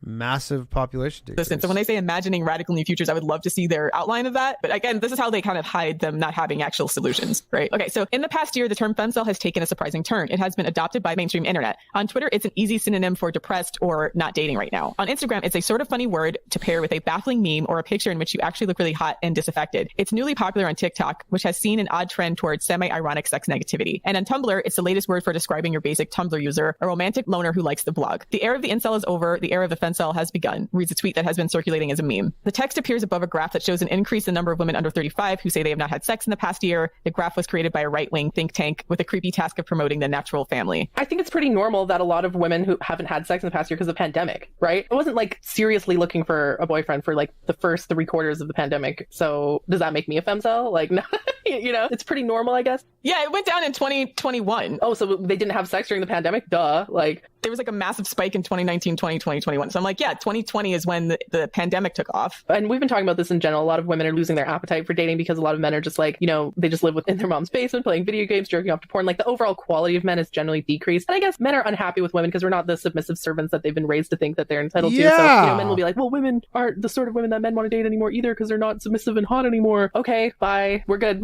We'd rather not date that. If men are unhappy with us for not being submissive and we're unhappy with them for being shitty, then it's probably best if we don't date. This is a war of attrition. We're just not going to fuck. So moving on. So it's like an appropriation of ugly girl culture, Amanda said, when I asked her about the diffusion of the term. I did kind of get that old feeling of like, you guys are not part of the group. You're too pretty to be part of this group. So basically the femcels are gatekeeping femceldom. The same thing a lot of the women on the subreddit Vindicta who weren't that ugly either, who we kept telling like there's literally nothing wrong with you. And in fact, you might even be considered pretty. So on Tumblr in particular, the word is totally divorced from its original meaning and is following the natural goofy path of any internet word that is perceived to confer edginess and intrigue. Lila, a 21-year-old Tumblr user, recently used use the Femcel tag in a post that reads in curling cursive script, asking myself if I can cook my instant noodles with vodka instead of water. The tropes of the toxic loner are not just for boys, she told me. I agreed to use only her first name because she was what? That doesn't use worried about harassment. Right. That's what happens with women. Tumblr users are adding hashtag Femcel to images of antisocial icons like the super skinny and delusional Natalie Portman in Black Swan, the Lisbon sisters of the Virgin Suicides, and of course Lana Del Rey, from whom they learned of the joys of cigarettes and cherry schnapps. I just thought that the word was funny and maybe even a little shocking. Hannah, a 19-year-old Tumblr user who also tagged some of her posts with Femcel, told me, I knew it would get people's attention. Most of my posts are ironic. I've been in a relationship with my boyfriend for 2 years. She's a boyfriend? What? That's, you know what the funniest fucking thing is? Like, I get so much hate on Twitter for like, oh, you date men. Oh, you know, you're a traitor to women if you date men. You know, they think FDS that we're traitors because we center men and so on. But I was told recently by one of my contacts within the Femcel community, who I have mutuals with on Twitter too. One of my contacts in the Femcel community. Saying like, no, actually in all of our Discord chats and all of our group chats and stuff, like most of these women who dunk on women for dating men are themselves in relationships with low value men. She said basically like the women who hate FDS the most are all women in relationships with shitty men. That makes the most sense, to be honest. Like, nobody wants to re-examine their situation and whether or not it's benefiting them. So, I mean, no one's going to drag you up to get into the life where you belong. All right. Exactly. So here's the thing, like the reason why they're in relationships with these low value men though, and they clearly unhappy in multi-year, like 2, 3, 4, 10-year relationships with shitty men. And they feel like, oh, well, since I'm ugly, I'm not going to do any better. They'd rather stay in a relationship with a man that they hate because they think they can't do any better and they don't want to be single. Right. Sad as fuck. Like, I'm like, I can't relate. But no one's going to force them to change, right? That's why I kind of feel like, okay, if you don't want to be part of FDS, then don't. That's weird behavior to me. That's the category of women who become ankle biters. It's like they see women, they think that they're inferior. They see women they think are doing better than them, and they just decide, I have to take you down. I have to destroy you. Next, as silly or maybe even annoying as that may be, using the word femcel more lightly could hold some promise. Its literal use has been nearly tapped out. At the personal level, true femcels see two main options for themselves. They either give up on love and society altogether to, quote, lie here and rot. Again, another reason why we didn't include them FDS. Lower your standards. Number one is like, if you let's see if that's one of the options. Want a high value man, you have to be a high value woman. You have to level up. The strategy. You have to have strategy. The whole lie here and rot attitude is fundamentally not compatible with FDS. Or they devote themselves to ascending through rigorous self-improvement and sometimes dangerous body modification. Broadly speaking, they're finding their way to extremes, but not toward anything revolutionary. A smaller number have recognized a more politically hopeful third option, Kay told me, which is to give up on men, but not on the world. In abandoning heterosexuality, they work What? That sounds sad. on finding joy and intimacy in other ways, or focusing on other areas of life which are not to do with romance and sex. So the political lesbian black pillar crowd, the WGTOWs. Yeah, and the WGTOWs, which again, we're not WGTOW. I mean, there's some women that say they take breaks and they're not necessarily, dating at the moment, but like as a lifestyle choice, if singleness is a lifestyle choice, that wasn't supposed to be what female dating strategy was about. It's about like engaging the world as it is. If you want to opt out, that's your choice, but it's just not the direction that we want it to go. Exactly. It's like, so again, I'm not against women taking breaks from dating. What bothers me is when the women who are not dating attack the women who are dating. That's a problem. Yeah. But definitely finding joy and intimacy in ways in other areas of your life other than romance and sex is also really important for leveling up, even for women who are dating, in my opinion. Yeah, everyone should do that. We're not saying that you shouldn't do that. We're just saying that that's not just a femcel thing. That's a being a normal person thing. If you've dedicated yourself to, quote, avoiding relationships of any kind, and that's a lifestyle choice that you've made, that's not conducive with the strategy of dating, right? So it's fine if you do that. It's just not, female dating strategy was not the place for it. And so people keep trying to put that on there rather than going to, quote, Forever Alone or going to WGTOW. I honestly, I'm like looking, we're almost done the episode. I don't even know what they've been talking about. They're talking, I guess they're about this article, but what is a femcel? But have they got any closer to what a femcel is, or are they just giving all these different definitions? Their strategy that would have been more So here are 10 different definitions of a femcel. That's how the mods ended up raging against the user base that appeared on female dating strategy after WGTOW, True Femcels, and a bunch of other female subreddits got banned. I don't think did WGTOW get banned? Did it? Again, if it got banned, I'm not a WGTOW, but I would be so mad if okay, no, it didn't get banned. Okay, good. Because I don't think MGTOW is the male one. I don't think that one's been banned yet, but it's quarantined. MGTOW got banned because they were linked to another terrorist attack. So MGTOW is definitely banned now. But it's fairly recent. Oh, right, yeah. But the women going their own way are so innocent. Like they just like post like pictures of their cats and like gardens and like aesthetic pictures of like tea and stuff like that, or their car. And it's like way more chill and overall like, yeah. I agree. WGTOW probably is way more chill than MGTOW. About men, but I say it's like less bad than way less bad than MGTOW. Yeah, MGTOW, their users were actually linked to terrorist attacks, meaning like straight up people found the posts that several people made before they committed out terrorist attacks. So that's why Reddit shut them down finally. Okay, so used more airily, the term femcel still highlights certain contradictions in contemporary life. There are many people who are experiencing similar, less articulated anxiety about their place in the gender order and about the pressure to locate happiness through sex and romance, which they must find through success in the marketplace. The 21st century was supposed to bring a wider range of options than this, but to many, it doesn't appear to have. There are still winners and losers, Kay argues. She also cites the feminist philosopher Amiya Srinivasan's 2018 essay on incels. Does anyone have the right to sex? Absolutely the fuck not. In it, Srinivasan wonders how to dwell in the ambivalent place where we acknowledge that no one is obligated to desire anyone else, that no one has a right to be desired, but also that who is desired and who isn't is a political question. I mean, it partially is. It partially is in the sense of like, yes, there are some things about like attractiveness that can be sort of culturally influenced. And a lot of that has to do with perceptions of wealth, right? That's how like, yeah, the whole BBL thing became big. And then back in the day when women who had more weight were considered more attractive because the wealthy could afford more food, a lot of what we consider attractive is set by wealthy. So in some respects, it can be politicized in the sense of, yeah, women's aspiration to attractiveness is set by the wealthy. But the thing is like for men it's more like youthfulness and health. General, there's such a wide, actual, diverse amount of things they find sexually attractive that more or less the beauty standards exist as a way to sell women products. Because you could be a woman who looks like a supermodel and be working class, and it's not going to put you up on the social hierarchy just because you see another model who is from like, you know, who's like a nepotism baby model, someone like Kendall Jenner or Hailey Bieber, and you could look just like them but be working class and your life is going to be completely different. So in a lot of ways, like the beauty standard exists just for rich people sell poor women products. But it doesn't change that men, you know, I mean, like there's a lot of men that still like thick women, that's still like women who don't look like models, who don't look like that, right? First of all, I actually just want to say, like, we do get criticism sometimes on FDS where we say, like, yeah, even if you're not a supermodel, men will still want to fuck you. And like, I almost feel like, who cares? Like, it doesn't matter if men will want to fuck you. Men will fuck a apple pie. They will fuck a hole in the ground. Okay. Men will stick their dick in anything. They don't care. Right. So just because men will fuck you, I feel like your attractiveness or your value as a person shouldn't really like be based on that. But, you know, we've talked about that with the Femcel feminism episode. It doesn't have that much currency as people try to make it seem like. We keep trying to express that to people that like there's a lot of very beautiful women that get treated like absolute shit in their relationships. Just think of how many celebrities are constantly cheated on or deal with scrotes. Some men will be deliberately mentally abusive to attractive women to try to make her have lower self-esteem so that she'll be more available to him, right? In fact, like in the pickup artist community, they say, oh, if she's ugly, you should compliment her. That'll make her feel special. If she's attractive, you should neg her and insult her. That'll take her. Yeah, but that works with everybody. That's not like, you're not necessarily being mean. You're just not being like overtly down or whatever, right? So every woman gets misogyny, but pretty privilege is, I feel, the cringiest thing ever is if you ever see someone who's bad at negging try and do it and they're just like mean and you're like, oh god. So actually just female oppression, like, but like this idea that like, oh, you only deserve to be treated well if you're beautiful, or that, you know, attractive women get it better, and that's how it is. It's a sign of female oppression. That's not pretty privilege. And you can never be beautiful enough to outrun female oppression. Ask like literally any beautiful, ask Halle Berry, ask any of the Kardashians, right? Like all of their husbands have treated them like shit, or boyfriends have treated them like shit. That's part of why they still have a show all these years later. So, I mean, Kardashian/Jenners, the idea that you can like get pretty enough to outrun cultural misogyny is false. And so I think sometimes femcels overemphasize looks when what they're experiencing is just garden variety misogyny. That would happen even if they were attractive. It just would take maybe a slightly different form.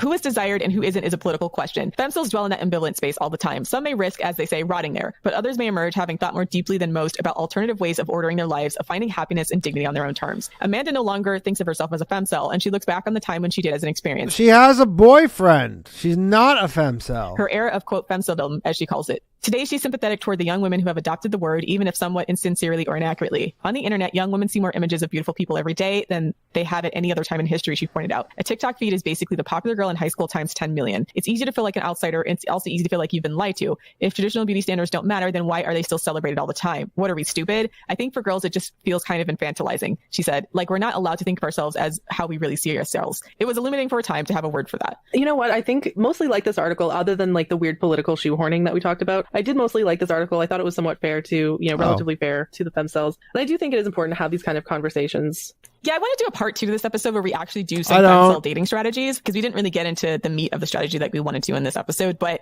meaning, like, what do you do if you are truly just a femcel, meaning there's something with you that's so far outside the norm? How do you then navigate the dating space? So I think there's room for discussion on that, and we can talk about the pressures that are against you as a femcel. But I think this article was really illuminating, because I think it's going to actually describe what we were talking about as far as, like, first of all, our interactions with femcels, but also give more color to what the movement is and what's happening. And then from there, we can take what's actually happening to these women and then create some applicable strategies, which we'll do in part 2, I think, of this episode. So thanks for listening, Queens. Check out our Patreon, patreon.com. Okay, that was episode 65. of the Female Dating Strategy Podcast. Bit of a snooze fest. I don't know. We didn't learn anything about femcels. Or maybe we did. I don't think we did, though. I think they just read an article and then passed that off. I don't know. Did we learn anything? Yeah, someone said go to the gym. That's what I would say, too. And same for guys. Just go to the gym. All right.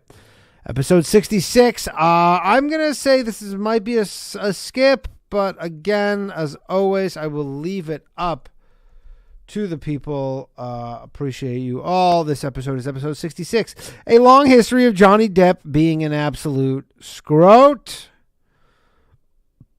Let's go. Stressful news source. I don't know. You must be really dumb.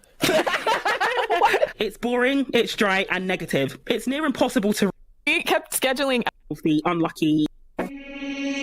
What's up, Queens? What's up, Welcome to Queens? the Female Dating Strategy Podcast, the meanest female-only podcast on the internet. I'm Ro. I'm Savannah. Welcome back, Savannah. Back in the flesh. Good to be back. Yes. Back in the flesh. Finally. Tell us what happened. So I had an operation at the beginning of May, as you all know, but then unfortunately I was one of the unlucky statistics, like 1% statistics who developed a complication. So that landed me back in hospital for 2.5 weeks. I know, we missed you so bad. We kept scheduling episodes that we wanted to do, and then we were hoping you would get better, and then it didn't happen, and we were like, okay, let's just wait, because we want all the juicy stuff to be talked about when you're here. Yeah. I mean, things with the NHS as well is like, I mean, at least it's free, unlike some countries. But to get like a question of when you're going to be discharged, it takes like a week in itself. It's almost like the surgeons have a quota of you can ask one question per patient a day. And so it took them like a week to decide when I could be moved to oral antibiotics and be discharged. But yeah, I'm out and alive and thriving. I gotta say, every week that we were like hoping to have Savannah, and then we didn't have Savannah. Me and Bro were just like scrambling, like, shit, what are we gonna record this week? I feel like, I don't know, I want to actually sort of almost apologize to our audience for like not putting out the top tier content that we would have liked. And then you got sick, right? Yeah. Then I got sick because, again, I went back to... Yeah, where's the fucking top tier content that we've known to love? The top tier. like a in real life job. And so like probably a third of the people that I work with are now sick. So I got sick and I'm still sick actually, but I'm just going to be slightly tired this episode, but it's fine. So yeah, we missed a recording week. Yeah, it is what it is. That's life. Sometimes shit happens. Yeah, our bad. Okay, so what's the topic today? Because Savannah's coming back with her guns out. So the topic today is the Johnny Depp and Amber Heard trial, but it's going to be from a slightly different angle. So we're not going to go into the ins and outs of either trial. We'll mention them, but because like none of us are lawyers or have the legal knowledge, we're not going to add... I don't want to add to all this fucking misinformation. I don't want to accidentally add. Yeah, I don't want to add to that discourse, but what we will talk... That's honestly, you don't hear like a 3-woman podcast talking about Johnny Depp being like, we don't want to add to the conjecture and misinformation. Just, there's enough. Talk about is the red flags in Johnny Depp and what the trial and the outcome actually means for women who are victims of domestic violence, because I think that is, yeah, that's really, really important to talk about. Can I just say, first of all, I stand with Amber Heard. I was an Amber Heard stan before it was cool. Okay, like when all of this like shit was going down and everyone was like, "Oh, you're defending an abuser," blah blah blah blah blah, by defending Amber Heard. No, I always side with the woman, no matter what. Okay, and so I just want to say, seems like they were both a bit abusive. for all you Johnny come latelys who are like supporting Amber, now that the verdict came through, and you know now you feel like it's safe or whatever to defend Amber Heard, or like the bots are a lot less intimidating now. I guess too little, too late. To be fair, that was like sort of me. So I've never really followed celebrity gossip, and I've only known Johnny Depp in Pirates of the Caribbean. I'd watched Aquaman, but I didn't know who Amber Heard was. So when this trial came about, I was very much like, meh. And then as it developed, I was then more like, okay, everyone sucks here. But then when I was, I guess, in hospital sick, I read the judgment of the UK trial, and then I was like... So you had a lot of free time, I guess, yeah. I actually read all 129 pages? Yeah, I read all the pages. And so I was one of those people who was like, everyone sucks here. But then I realized that actually, if you are being neutral, then you're siding with the oppressor. And in the relationship, it's clear that Johnny had the power base. And again, I read the UK judgment in full, and it was obvious that Johnny was the abuser, 100%. Yeah, I feel like the Depp crowd was relying on a lot of underhanded tactics by taking clips out of context and just hoping that the low information crowd would just jump onto the narrative, which happened. The shitting in the bed thing didn't do her any favors, that's for sure. Or just straight up lying. They were saying she was doing cocaine on the stand or something like that, just based because she like rubbed her nose or something, like, oh, she just did cocaine. Like, first of all, I've seen people doing blow. Okay, I know that's not what it looks like when people take. That's not what it looks so like. cool. Like, that's not how it works. So, secondly, it's actually creepy to me how people will put like a clip like that, put a narrative around it, and then everyone just believes them when it's so obviously false. Like, I actually find it a little bit horrifying the way that social media can be weaponized and leveraged to make you believe a complete falsehood. That's wild to me. Especially against... Is that wild to you? You really don't understand how that stuff works? women, because let's be real, there's so much evidence out there of Depp being a piece of shit, like, and we'll go into that in the next part of this episode, but that just gets completely excused and ignored. Yeah, like, why is Johnny Depp saying he wants to, like, burn her corpse and rape her dead body and stuff like that? Why is that seen as like, oh, just those, like, why is that not get as much attention as, you know, Amber Heard sniffing in a funny way and then everyone being like, you know, people are so quick to hate on women and so quick to defend men's shitty behaviors. I'm really fucking sick of it. That's why I'm an Amber Heard stan. Some of this is information warfare. We talked a little bit about this on FPS, and this is also why, once again, we abandoned Reddit, is because there's a lot of men, especially these NEETs and Incels, they have nothing else better to do. What they do is they coordinate on like a Discord or some kind of group where they can launch these massive disinformation campaigns, right? So this is not like a coincidence. It's either being coordinated by Johnny's lawyers This is like the FDS version of Russian collusion right here. themselves, or by just like pissed off angry men who understand that they can change the discourse and change the narrative by flooding social media, flooding Twitter, flooding TikTok with pro Johnny Depp material, flooding YouTube. And that's why it seemed pretty inescapable for a while. Like, I remember I was really actively avoiding the trial. I was like, I don't care about this. And I kept like actually trying to D.A.R.V.O or click do not show me this again. And I kept still being spammed with Johnny Depp, Amber Heard trial information, specifically pro, except for like the women I personally followed, right? But my feed kept coming up with people I don't follow with pro Johnny Depp narrative. So a lot of that is not a coincidence. A lot of that is both, I want to say dark money, because I think Vice Magazine did an expose where they said Daily Wire was actually paying hundreds of thousands of dollars in advertisements to push pro Johnny Depp narratives. You have like dark money coming from these semi-mainstream media companies, as well as just like individual groups of pissed off internet incels, right? So this is where that kind of thing is really tough, because it starts to feel like that narrative is everywhere, because there's so many of these men who are dedicated to flooding every available social media with one Get those votes in. Get those votes if you want to. We'll go to 100 votes. kind of narrative. It's a type of information warfare. It's very difficult for us to compete with unless we had a similarly armed wing of female incels or female NEETs that would just be willing to just flood social media with pro Amber Heard narratives. And there are female incels and they're female NEETs, but they're not the sort of person who would go out there to counteract them. They're the sort of people who would like the female NEETs. They hate hot women too, so they're the ones who are also going after Amber Heard. But this is the thing. I'm like, if we ever had enough money and became popular as female dating strategy to have enough money to actually start to spend money to correct the disinformation that's coming from the manosphere and do a counter-strike in information campaign, then I feel You're doing it right now. like that would be a good use of our time. Strike away. Part of the most disappointing thing was how many women bought into the narrative based on small clips, right? And they're like, Johnny Depp would never do this to her, and then like jumping in all of the little idiosyncrasies about Amber Heard they didn't like. That's everyone with everything, what you just said. To justify why she was lying, why they thought she was lying, or that she deserved whatever treatment she got from Johnny Depp, which is pretty ridiculous. Women are losing the information war right now in a bad way, and there's no clearer case of that than this Johnny Amber Shout out to the boys. Big dub. trial. Sorry to interrupt you, ladies, but I actually, like, I know that after the trial verdict came in, you know, we started seeing more pro Amber Heard, but the thoughts are still going. Right now, currently on Twitter, as of this recording, right now, it says one of the top trending hashtags is Amber Heard is an abuser, and it's just like a bunch of out of context clips and out of context texts, like where she's being slightly annoying, and then being like, she's an abuser, like... It's actually frightening. It's honestly frightening. Yeah, I'm laughing because of how uncomfortable it is. Yeah, it's just this, oh gosh. Well, it's scary because you realize how quickly just the men online, the Darrens, as we might call them, can completely manipulate the narrative in such a short amount of time. And there's like a large amount of women who will never question it. And that's been sort of disappointing. And I know even all of the feminist websites I frequent, it's funny because a lot of them have said, man, sometimes I don't know why I'm fighting for women. I mean, watching how quickly Johnny Depp is just like a famous dude. He has all his, people who like him. they just turn on Amber Heard over like very little pieces of evidence. But of course, we do it for them even against their will. I mean, I fight for women because I am a woman. It's coming from a place of self-interest, right? Like, I benefit from a world where women are, protected from Shout out to all the women. abuse, right? So I'm not afraid to admit that I'm doing it for self-interest and not out of the goodness of my heart. I don't understand being that self-hating or self-destructive or like, I don't know, maybe they don't see it as self-destructive. Maybe it's because under patriarchy, women get crumbs of attention and positive, reinforcement from men for betraying other women. That's probably it. That's it. They're buying into the narrative that like, oh, because of women like Amber, then the rest of us won't be believed because of domestic violence. I'm like, since when has men launching false accusations and being proven to be liars ever discredited men as a group? This doesn't happen. No woman wants to think that her precious like husband, son, or, man that she likes could be a rapist. No woman wants to admit that, right? And a lot of women have been idolizing Johnny Depp, for decades now and having like celebrity crushes on him. It's a very uncomfortable thought. And this is why I want to talk about this when we do our episode of Anatomy of a Scandal. We're going to do soon now that Sven is back. But like, I feel like that show does a really good job showing what it's like and how uncomfortable it is when, a male celebrity that everyone likes and admires is found to be or is accused of like sexual assault. And just to tie off those points as well, it's important to remember as women, and somebody made a really, really good point on Twitter. Forgive me, I can't remember their name, but they said that a woman you disagree with or dislike in every single way is a lot less likely to harm you than a man on your side or a man that you know and love. And that is why I continue to fight for feminism, because she's honestly, that is, that's basically nail and head. You are statistically less likely to be harmed by Amber Heard, even if you absolutely hate her, than Johnny Depp. Exactly. I had a thread recently where I talked about some problem employees that I've had. I want to say, like, the women that have had problems equal to not, and I mean those specific, but I understand what with. I saw that. Sorry, it made me giggle. I was just like, poor Lilith took so many L's trying to help people.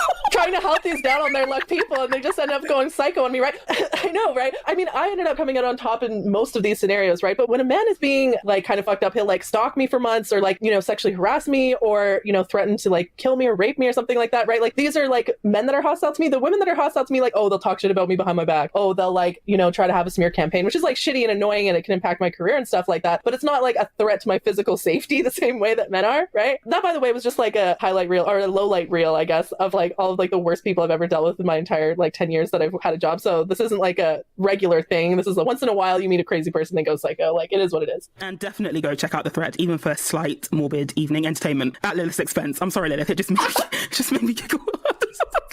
This nice person taking multiple L's. I don't know, some women just, I think, again, it's the high school trauma thing where, like, women get triggered by women like Amber Heard, or women are more successful than them, or women have more power than them. It's just this crabs in the bucket kind of mentality. Stop turning your back on women. I'm feeling triggered by the Amber Heard thing because signed women. I kind of maybe low-key identify with her a lot. Okay, so just to give some, broader context, because I think if you take this trial in isolation, it's easy to fall into the misinformation campaign and believe that Amber Heard is bullshitting, she's a liar and all. Hate misinformation. That. But actually, Johnny Depp's violent streak and bad behavior actually goes back to the very, very start of his career. So he even said he's been addicted to substance misuse and alcohol since he was very, very young. Since he was 11. Yeah, since he was 11. So I think he had quite a rough childhood. And the thing is with substance misuse and addicts is that alone doesn't necessarily make somebody abusive, but when they're under the influence, or when they feel that somebody is coming. Good for him, by the way, that he's accomplished so much being addicted to drugs since he was 11. Between them and their addiction, they can become very nasty extremely quickly. Oh, yeah. I'm very familiar with that. Yeah. Yeah. So, and I work with addicts in the homeless hostel, and it's the same story. Like, the number of times myself and my colleagues, they've threatened to stab us, shoot us, beat us up. They've attempted to destroy our property, all because we challenged them and said no. Like, they can be extremely violent people. I've had relatives who literally robbed us, like, when we were kids. Like, when I was a kid, I had a relative literally show up to our house with a sob story being like, oh, I'm homeless, help me, yada, yada. We let her stay at our place, and, like, we wake up the next morning, all our TVs were gone. Oh my gosh. That's not going to stop me from helping people, by the way. Like, all of these people taking advantage of my generosity, maybe 10% of the time when I help someone, it ends badly like that. But most of the time it ends well, so it's not going to stop me. Anyways, it is what it is. I get annoyed by addicts, is my point. And another aspect. Addicts are not annoying. They're sick people. Pulls over. We're listening to the show.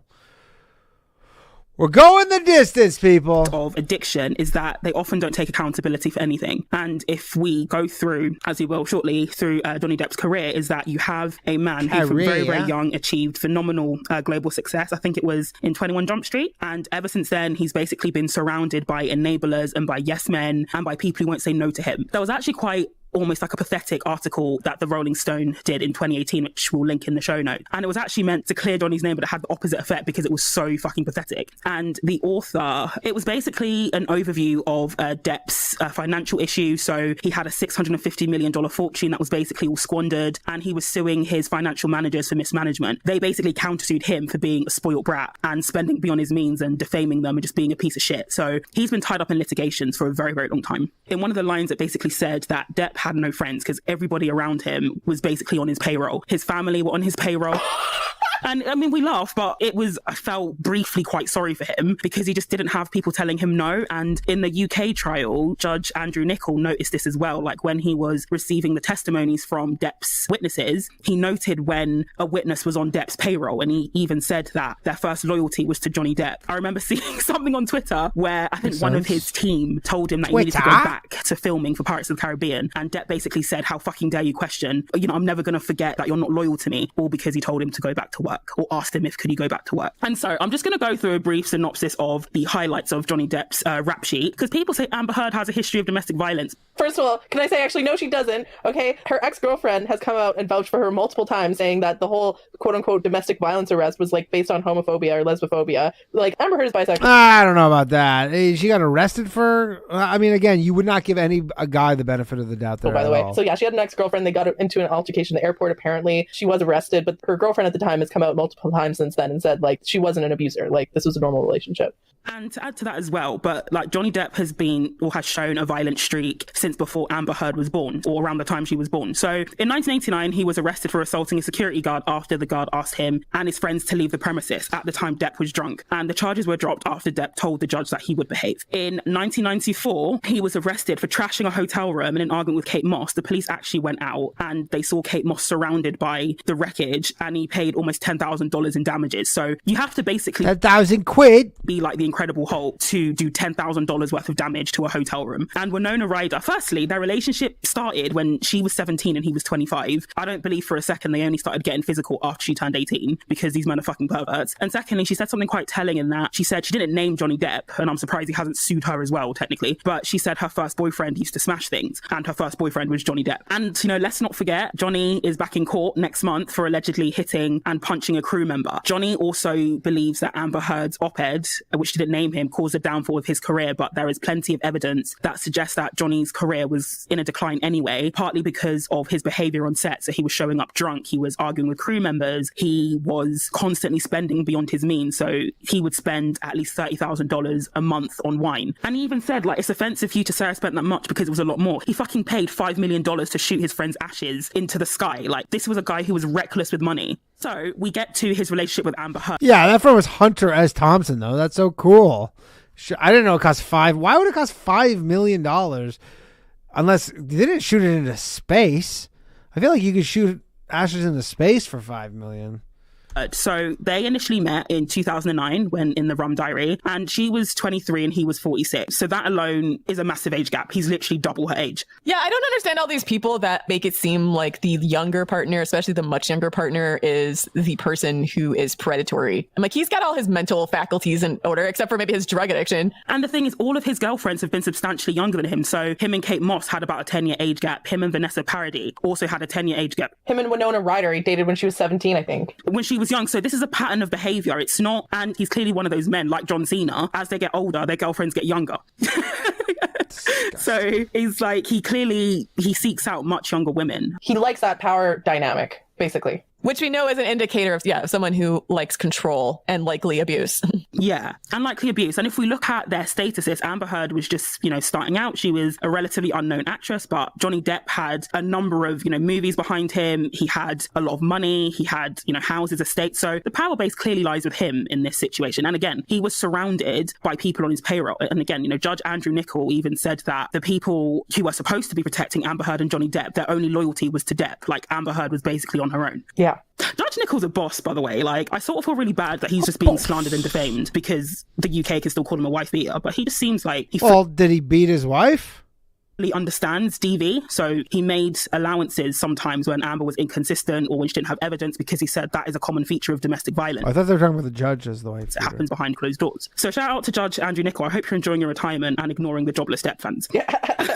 Yeah, those unwashed pygmies that decided to roll themselves out of bed and waddle down to this courthouse. I mean, so Andrew Nichol went to Harvard and Oxford law schools. I would feel so insulted if some 19-year-old on TikTok was trying to explain the law to me, somebody who'd practiced law for decades until I retired. I'd just be like, who the fuck do you think you are? The audacity of Gen Z kids. Oh my God. Who the fuck do you think you are? I wish it was just Gen Z kids. It was a lot of Gen X. But yeah, women who have been in love with Johnny Depp for a long time, who refuses the reality of who he is. Just fully crazy, deep internalized misogyny. And so they get together a couple of years later after, I'm not sure what year it was, either 2012 or 2013. And what's interesting is that Amber Heard makes the claim that Johnny was very paranoid and jealous. And I actually came across... it sounds like he was on coke. ...an article from Marie Claire, which was in 2014, so about a year or so into their relationship. And it's basically saying how, is it just us, or has Amber Heard's, the way she dresses, has it changed since dating Johnny Depp? And they were basically noticing that she went from wearing like couture gowns that showed her shoulders and her back and her lovely figure to basically wearing t-shirts and long skirts. And that was quite telling, because that was one of the things that Amber alleged that Johnny would do. He would control her wardrobe. He would get very jealous of both her male and female friends. He destroyed her wardrobe. He would accuse her of cheating, even though he was cheating on her throughout the relationship. So there was a lot of gaslighting and D.A.R.V.O as well. Yeah, and I've read, why does he do that? Okay, gaslighting and what? I know that men, sometimes when they destroy property, it's because they actually want to beat the shit out of you. And it's like a way of being like, oh, if you're not careful, like you might be next kind of thing, right? And it's like it's intimidation, punishing thing. It's like these abusive men, like they don't go and trash their own shit, right? They always trash the woman's shit. And it's usually her or, his staff or whatever who has to clean it up, right? So again, like men destroying property is a form of abuse. Like that's just an objective fact. Yeah, and it shows a violent streak. So I was quite surprised to see so many people explaining it. Even when one of Johnny's, I think she was his ex-friends with benefits in the 90s, she said that he threw a wine bottle in an argument. And you saw like women saying, who doesn't throw things when they're angry? I was like, I don't throw things when I'm angry, especially not a wine bottle. Sometimes, okay, if I'm like having computer problems, I'll definitely have a moment where I'm like, I want to throw my computer out the window, but I don't, because that would be expensive, and it's called having self-control. Yeah, but imagine you have as much money as Johnny Depp and you go, I want to throw his computer out the window, and then you're like,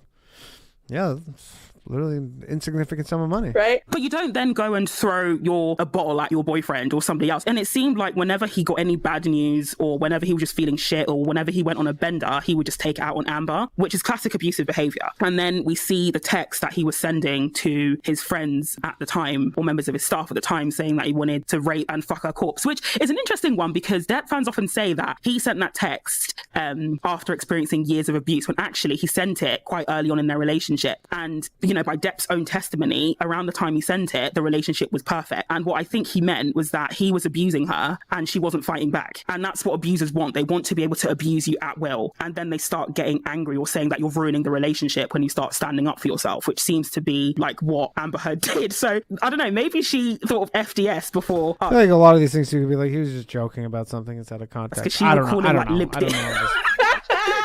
She would call him limp dick and say he's like fat old man. And because I think that's the alcohol, like his face is like a puffer fish, and I think it's because of all the alcohol that he drinks. Yeah, drinking too much will make your dick not work, duh. Like, so that's why I stand her. Whiskey dick.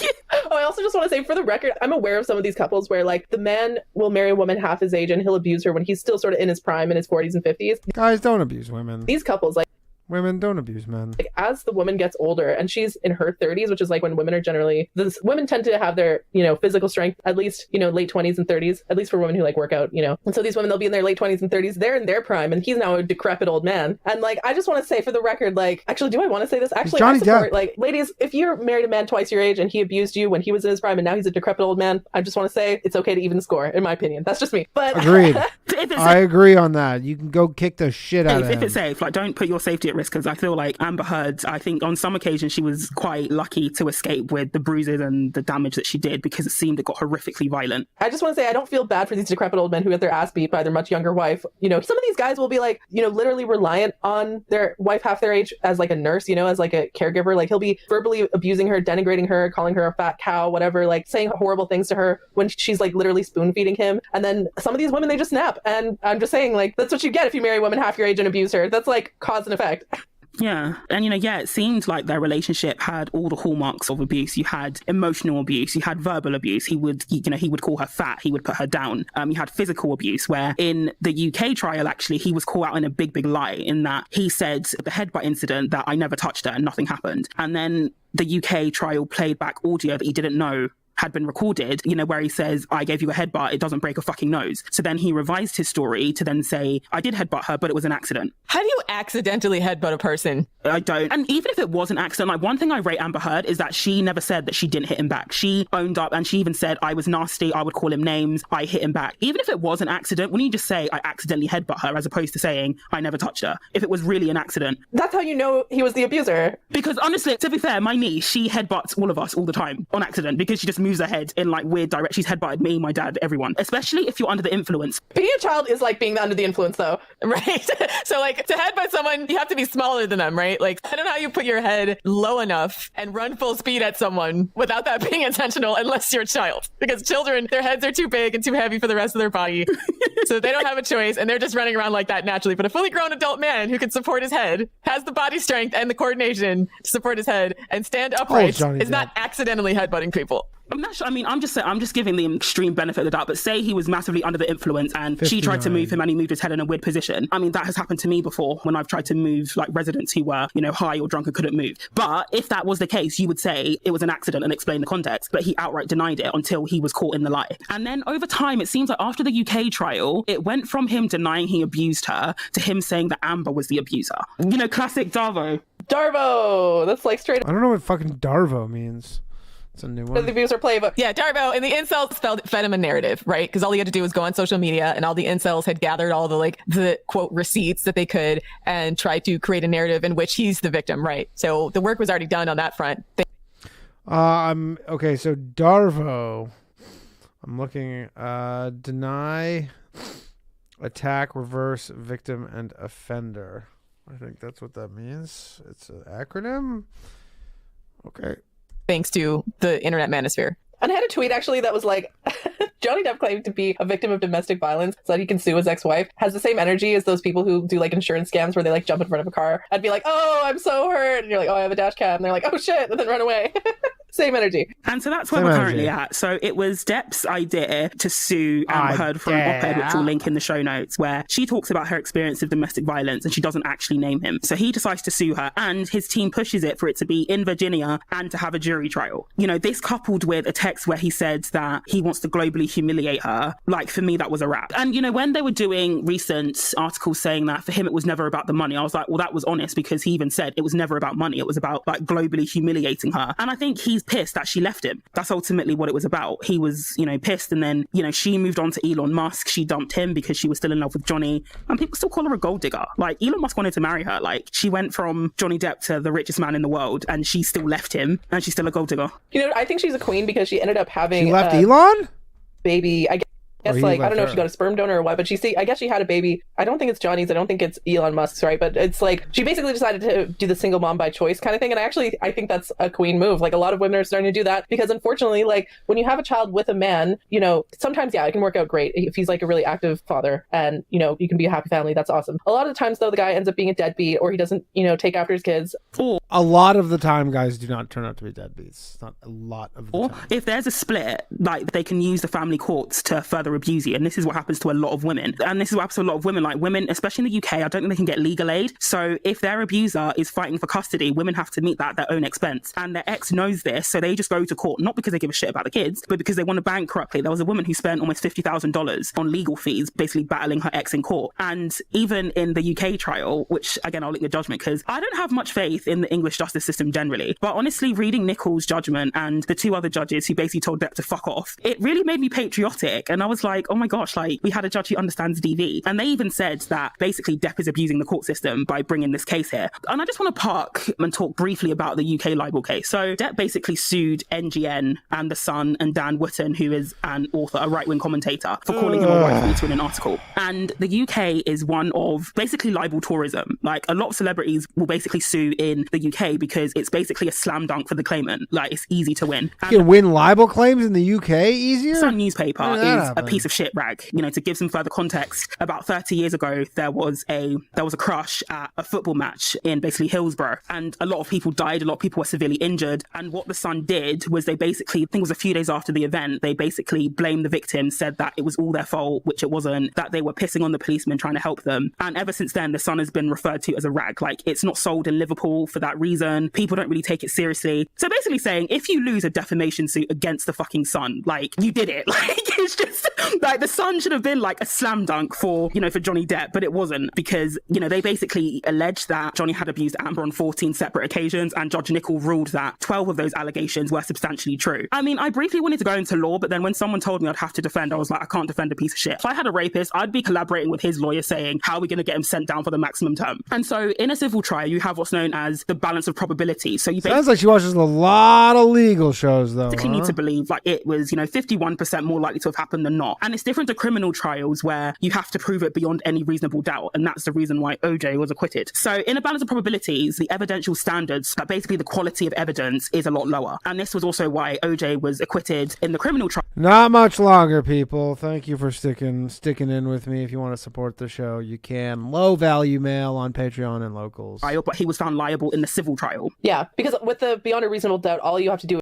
is create a doubt. Introduce reasonable doubt, and that's what his defense team did. They just basically, the lead detective in the OJ trial was found out to be a racist, and they basically, pushed a narrative that he was stitched up, and off he got. So in the UK trial, what was interesting was that Judge Nicol actually went by a previous legal precedent that said, if somebody is making an allegation in a defamation trial that constitutes criminal activity, then you need stronger evidence. And what the Sun was essentially accusing Johnny of doing, so battery, property destruction, these are all criminal offences. So what Judge Nicol actually did was that he said the Sun had to provide stronger evidence to substantiate their claim, essentially making it even harder for the Sun to win their case.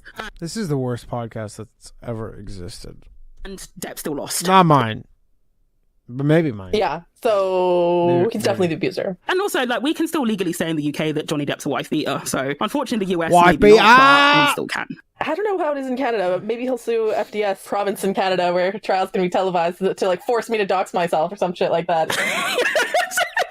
It's like little delusions of grandeur or something. What are you even talking about, Lilith? We could just register the country in Bermuda or Monaco to get out of it. So basically, what I wanted to show with that segment is that even that you don't need a trial, a defamation suite, or two trials or multiple trials, to be able to recognize a pattern of abusive behavior. Like at FDS, we don't put the men that we're dating or the men that we've said who, abused us on trial before we say they're abusive. Like Johnny Depp clearly has an abusive, entitled streak. It's clear as day to anybody. And this is why I didn't really want to get into the nitty gritty of the trials, because ultimately it doesn't matter. Firstly, the defamation or the trial in Virginia was not about abuse. It was about defamation. And something doesn't have to be false before it's defamatory. And this is why, the verdict, it could potentially have, quite devastating impacts for, for male and female victims, which is why when people say this was a win for male abusers, it's just like, but you've set a legal precedent where they can be sued if they speak about their abuse. Okay, so we get it.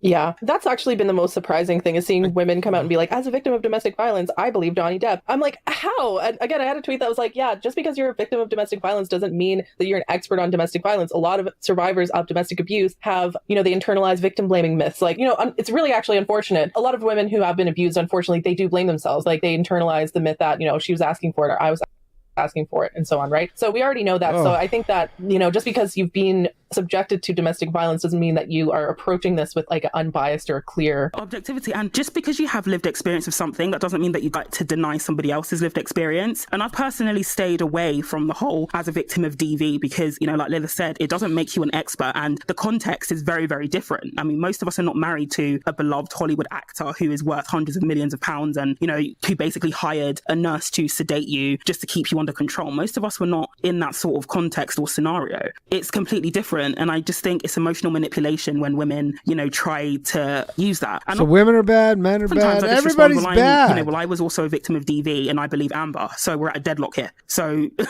so what do we do now? A lot of women were saying like, oh, the way that Amber Heard speaks like reminds me of my narcissistic mother and so on. And so again, like kind of circling it back to what we were saying at the beginning. Probably somewhere to like, realistically, where they were both like guilty of this, of the conversation. Like I feel like maybe you want to be like, who's more guilty? A lot of women, the interactions that we have with women are like a lot of the times based on trauma responses, unfortunately, and I've struggled with this too, actually. Like my mom was narcissistic and abusive, and I'm not really sure why I turned out to be pro women though. Like, even though my mom was abusive and narcissistic, and my dad was like the fun parent, we all knew my dad was abusing my mom, right? And so that sort of complicated things as well, right? So yeah, I'm not really sure why some of these women, like they, I had a narcissistic mother and Amber reminds me of my mother, but I don't get that. Amber doesn't trigger me the way that my mom triggers me. In fact, like the women who are standing Johnny Depp, they actually trigger me more as like, they're more similar to my mother in my view than they are to Amber, in my mind anyways. And I think it's the desire, again, I think part of it is also sexism, and also because of Amber's looks as well. Like, people want to buy into the trope that the beautiful girl, Amber's very intelligent, accomplished, she speaks multiple language, and that she's an absolute bitch. Like, they really, really want to believe that archetype about her. And, you know, I mean, she's shit in the bag. I don't know her personally, but from what she's done publicly, like in her divorce settlement, she took substantially less than she was entitled to. Even her lawyer was like, I think they made her sign something because she was entitled to like $35 million and she took $7 million and pledged all of it to charity. And even her lawyers were like, what the fuck are you doing? So they made her sign something basically saying, I know what money,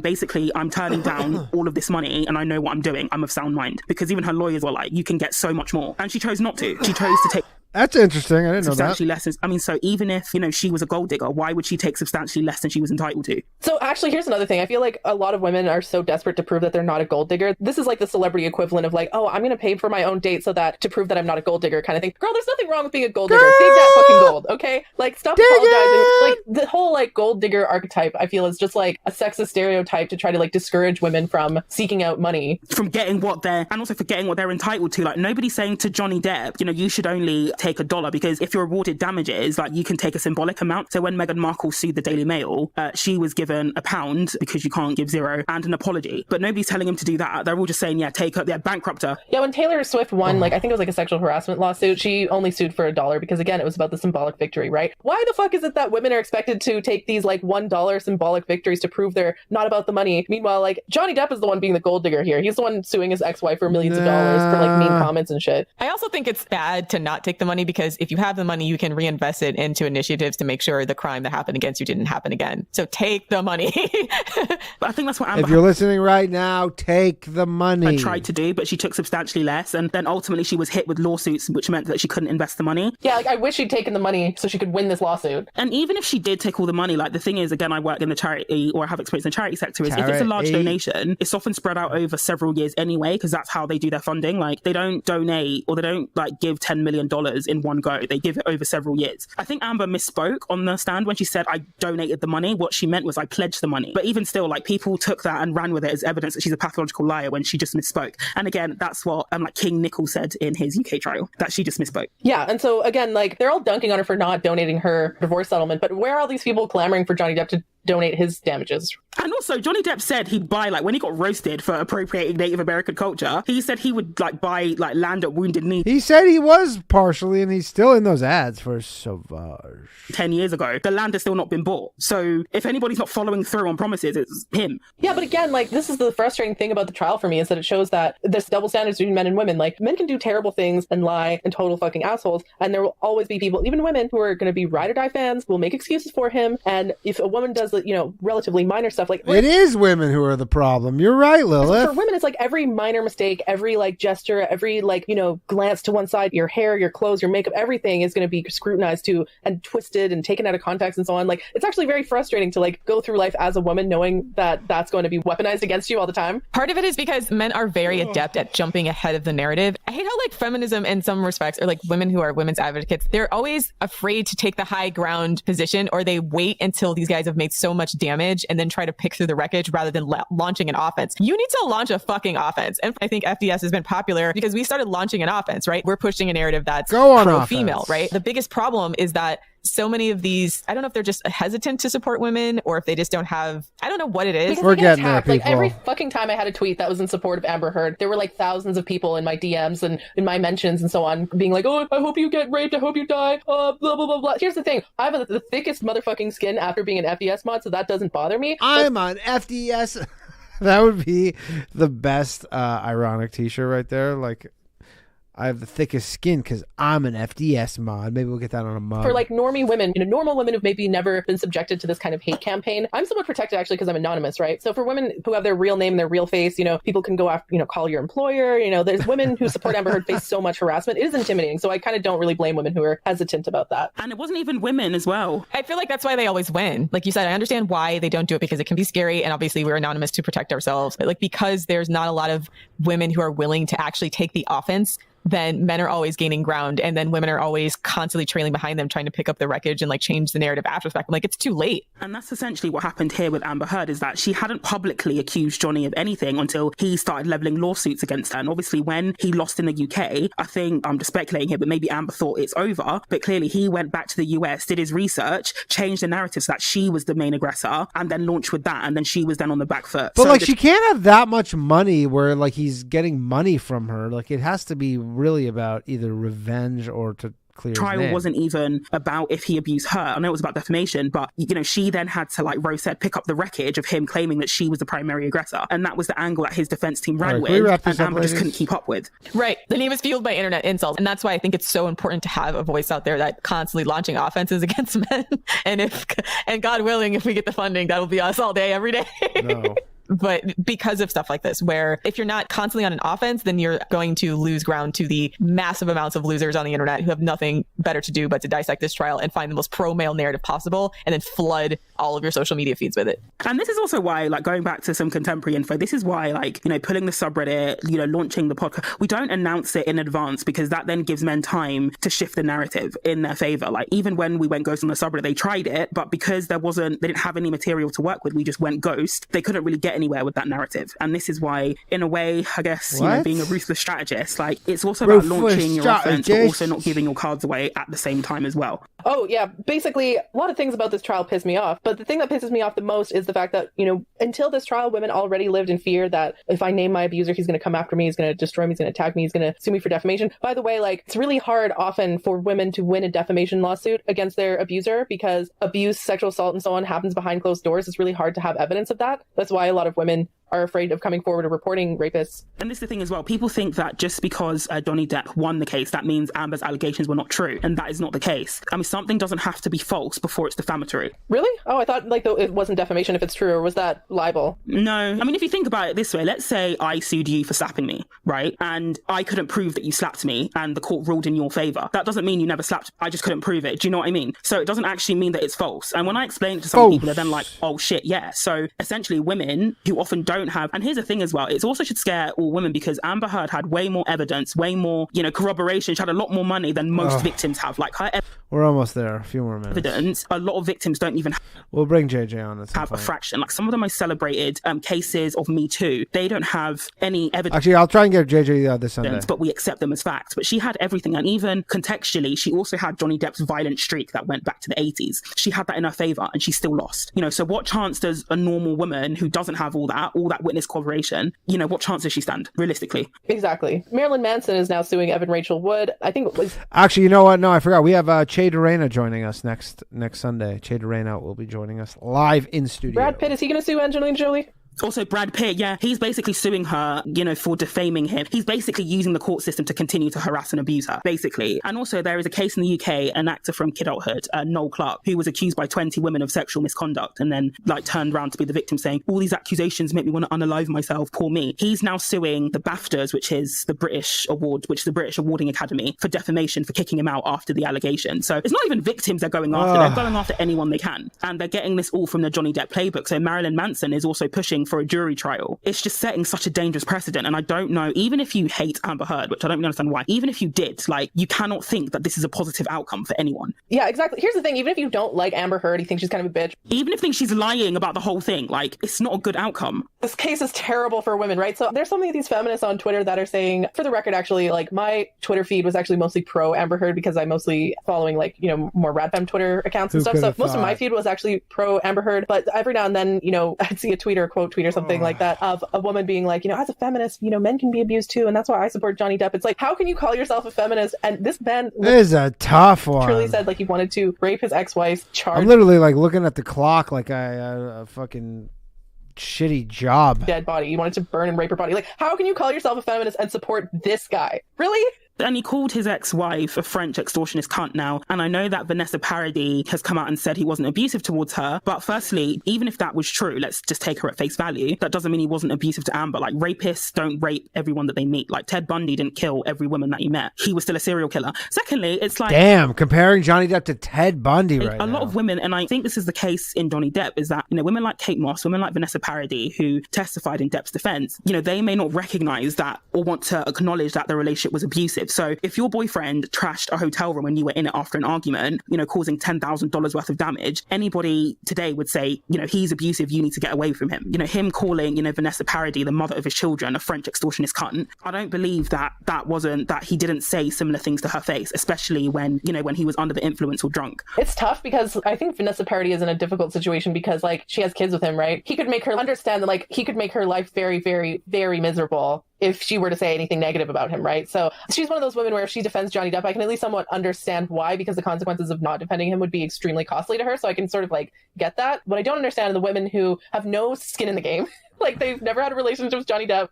All they've had is maybe a celebrity crush on him and they liked him in the Pirates movie, right? Why are all these women jumping to defend him? It's actually, I fully expect to touch my earlobe and there's going to be blood. That similar feeling, why am I fighting for women when all these bitches will stab me in the back over some dick? I kind of understand how black pillars feel sometimes. What was really upsetting to me is because I follow a lot of women who work in domestic violence, who work closely with victims, and they were all extremely pro-Depp. And it's what message? I think it was only the ACLU and maybe Refuge in the UK who came out in support of Amber Heard, but a lot of, victim advocates. Why not wait till you get just the trial to make your decision on who you support? There's all this evidence is coming out constantly in trials. Why not just wait to the end of it? Why do you have to decide before the trial starts? Because for women, they were all, supporting Johnny Depp, and they were all basically reciting the same victim blaming narratives. She doesn't act like a victim, or, she punched him first, or he's the victim. And it's for example, why didn't you go to the police? It was just so disheartening to see. And it just made me realize that, when victim blaming was first coined in the 1970s by William Ryan, we haven't made any progress in terms of, violence against. Shout out to a guy coining that term. That's a big term. Women, in terms of applying the term to violence against women. We've made no progress whatsoever.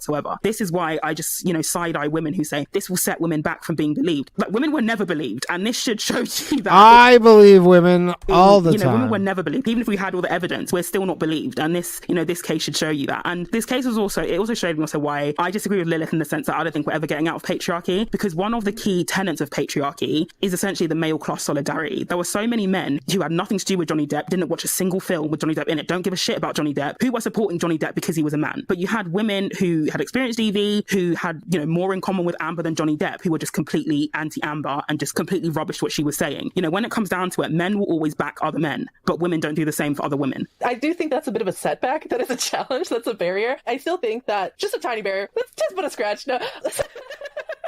So what I'm saying though is first of all, I want to say male class solidarity is actually not as strong as a lot of women seem to think. I work in an industry that's very male dominated, and currently I'm doing this thing where I found two male managers that don't like each other and I'm just playing them off each other right now. Men don't all like other men.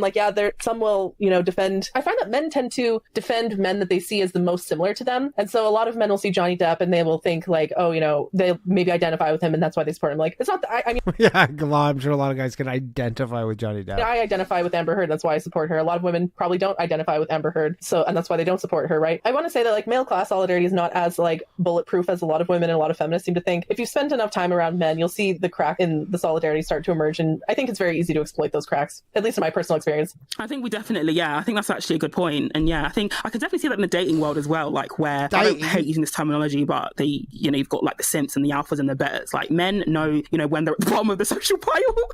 And so women need they need to know that men know that they ain't shit. Know the terrain that you're fighting in, right? It's not true, men. Also know that there are better men than them out there. Get in there and stir shit up. One challenge that I've noticed is women tend to be hostile towards women that are more successful than them or more pretty or more whatever than them, whereas men are not like that. They're a lot more sycophantic. They tend to be more if there's a man who's more successful or more attractive than they'll try, the whole alpha and beta thing, right? Women don't really organize themselves on that, in that same sort of hierarchy. Men, there's the alpha and then the beta sort of simp for him. It's seen as shameful for men to simp for women, but men simp for each other all the time too, right? And so there's a few strategies that I've employed over the years, and some of them work better than others, and some of them work in some situations and not in other situations. So that's it's complicated. So I think that covers everything that we wanted to say. So in conclusion, Johnny Depp ain't shit. I stand with Amber Heard, and I just hope that, I guess my hope from this trial is that women just regroup. Johnny Depp's back in court next month, so that will be another wrap to the sheet. And I just hope that women wake up and realize that. Wake up, ladies. At the top of the episode, a woman you absolutely despise is a lot less likely to harm you than a man that you love. And just always keep that in mind. Sorry, I feel like I've talked for the whole episode. I'm really sorry. You did. She was gone for so long. It was needed and wanted. I mean, we've missed you, right? I've now got to the point where I'm finishing their sentences. All right, that has been about for 2 episodes or 3 episodes or 4 episodes or however long you've been gone. But I'll link to all the articles that I've referenced in the show notes. You can have a read for yourself. And let us know what you think of this episode. Yes. So that's our show. If you want to support. No, I don't want to support. I'm done supporting female dating strategy. That has been the stream, everybody. Thank you very much for joining. That was tough at times. It was tough at times, but we made it. You're all very special to me. And I have to go home now because I don't know. I'm telling you, I feel wiped from that. I don't know what it was. I had to go to the dentist today. Maybe that's a factor. I don't know, but that's been the show.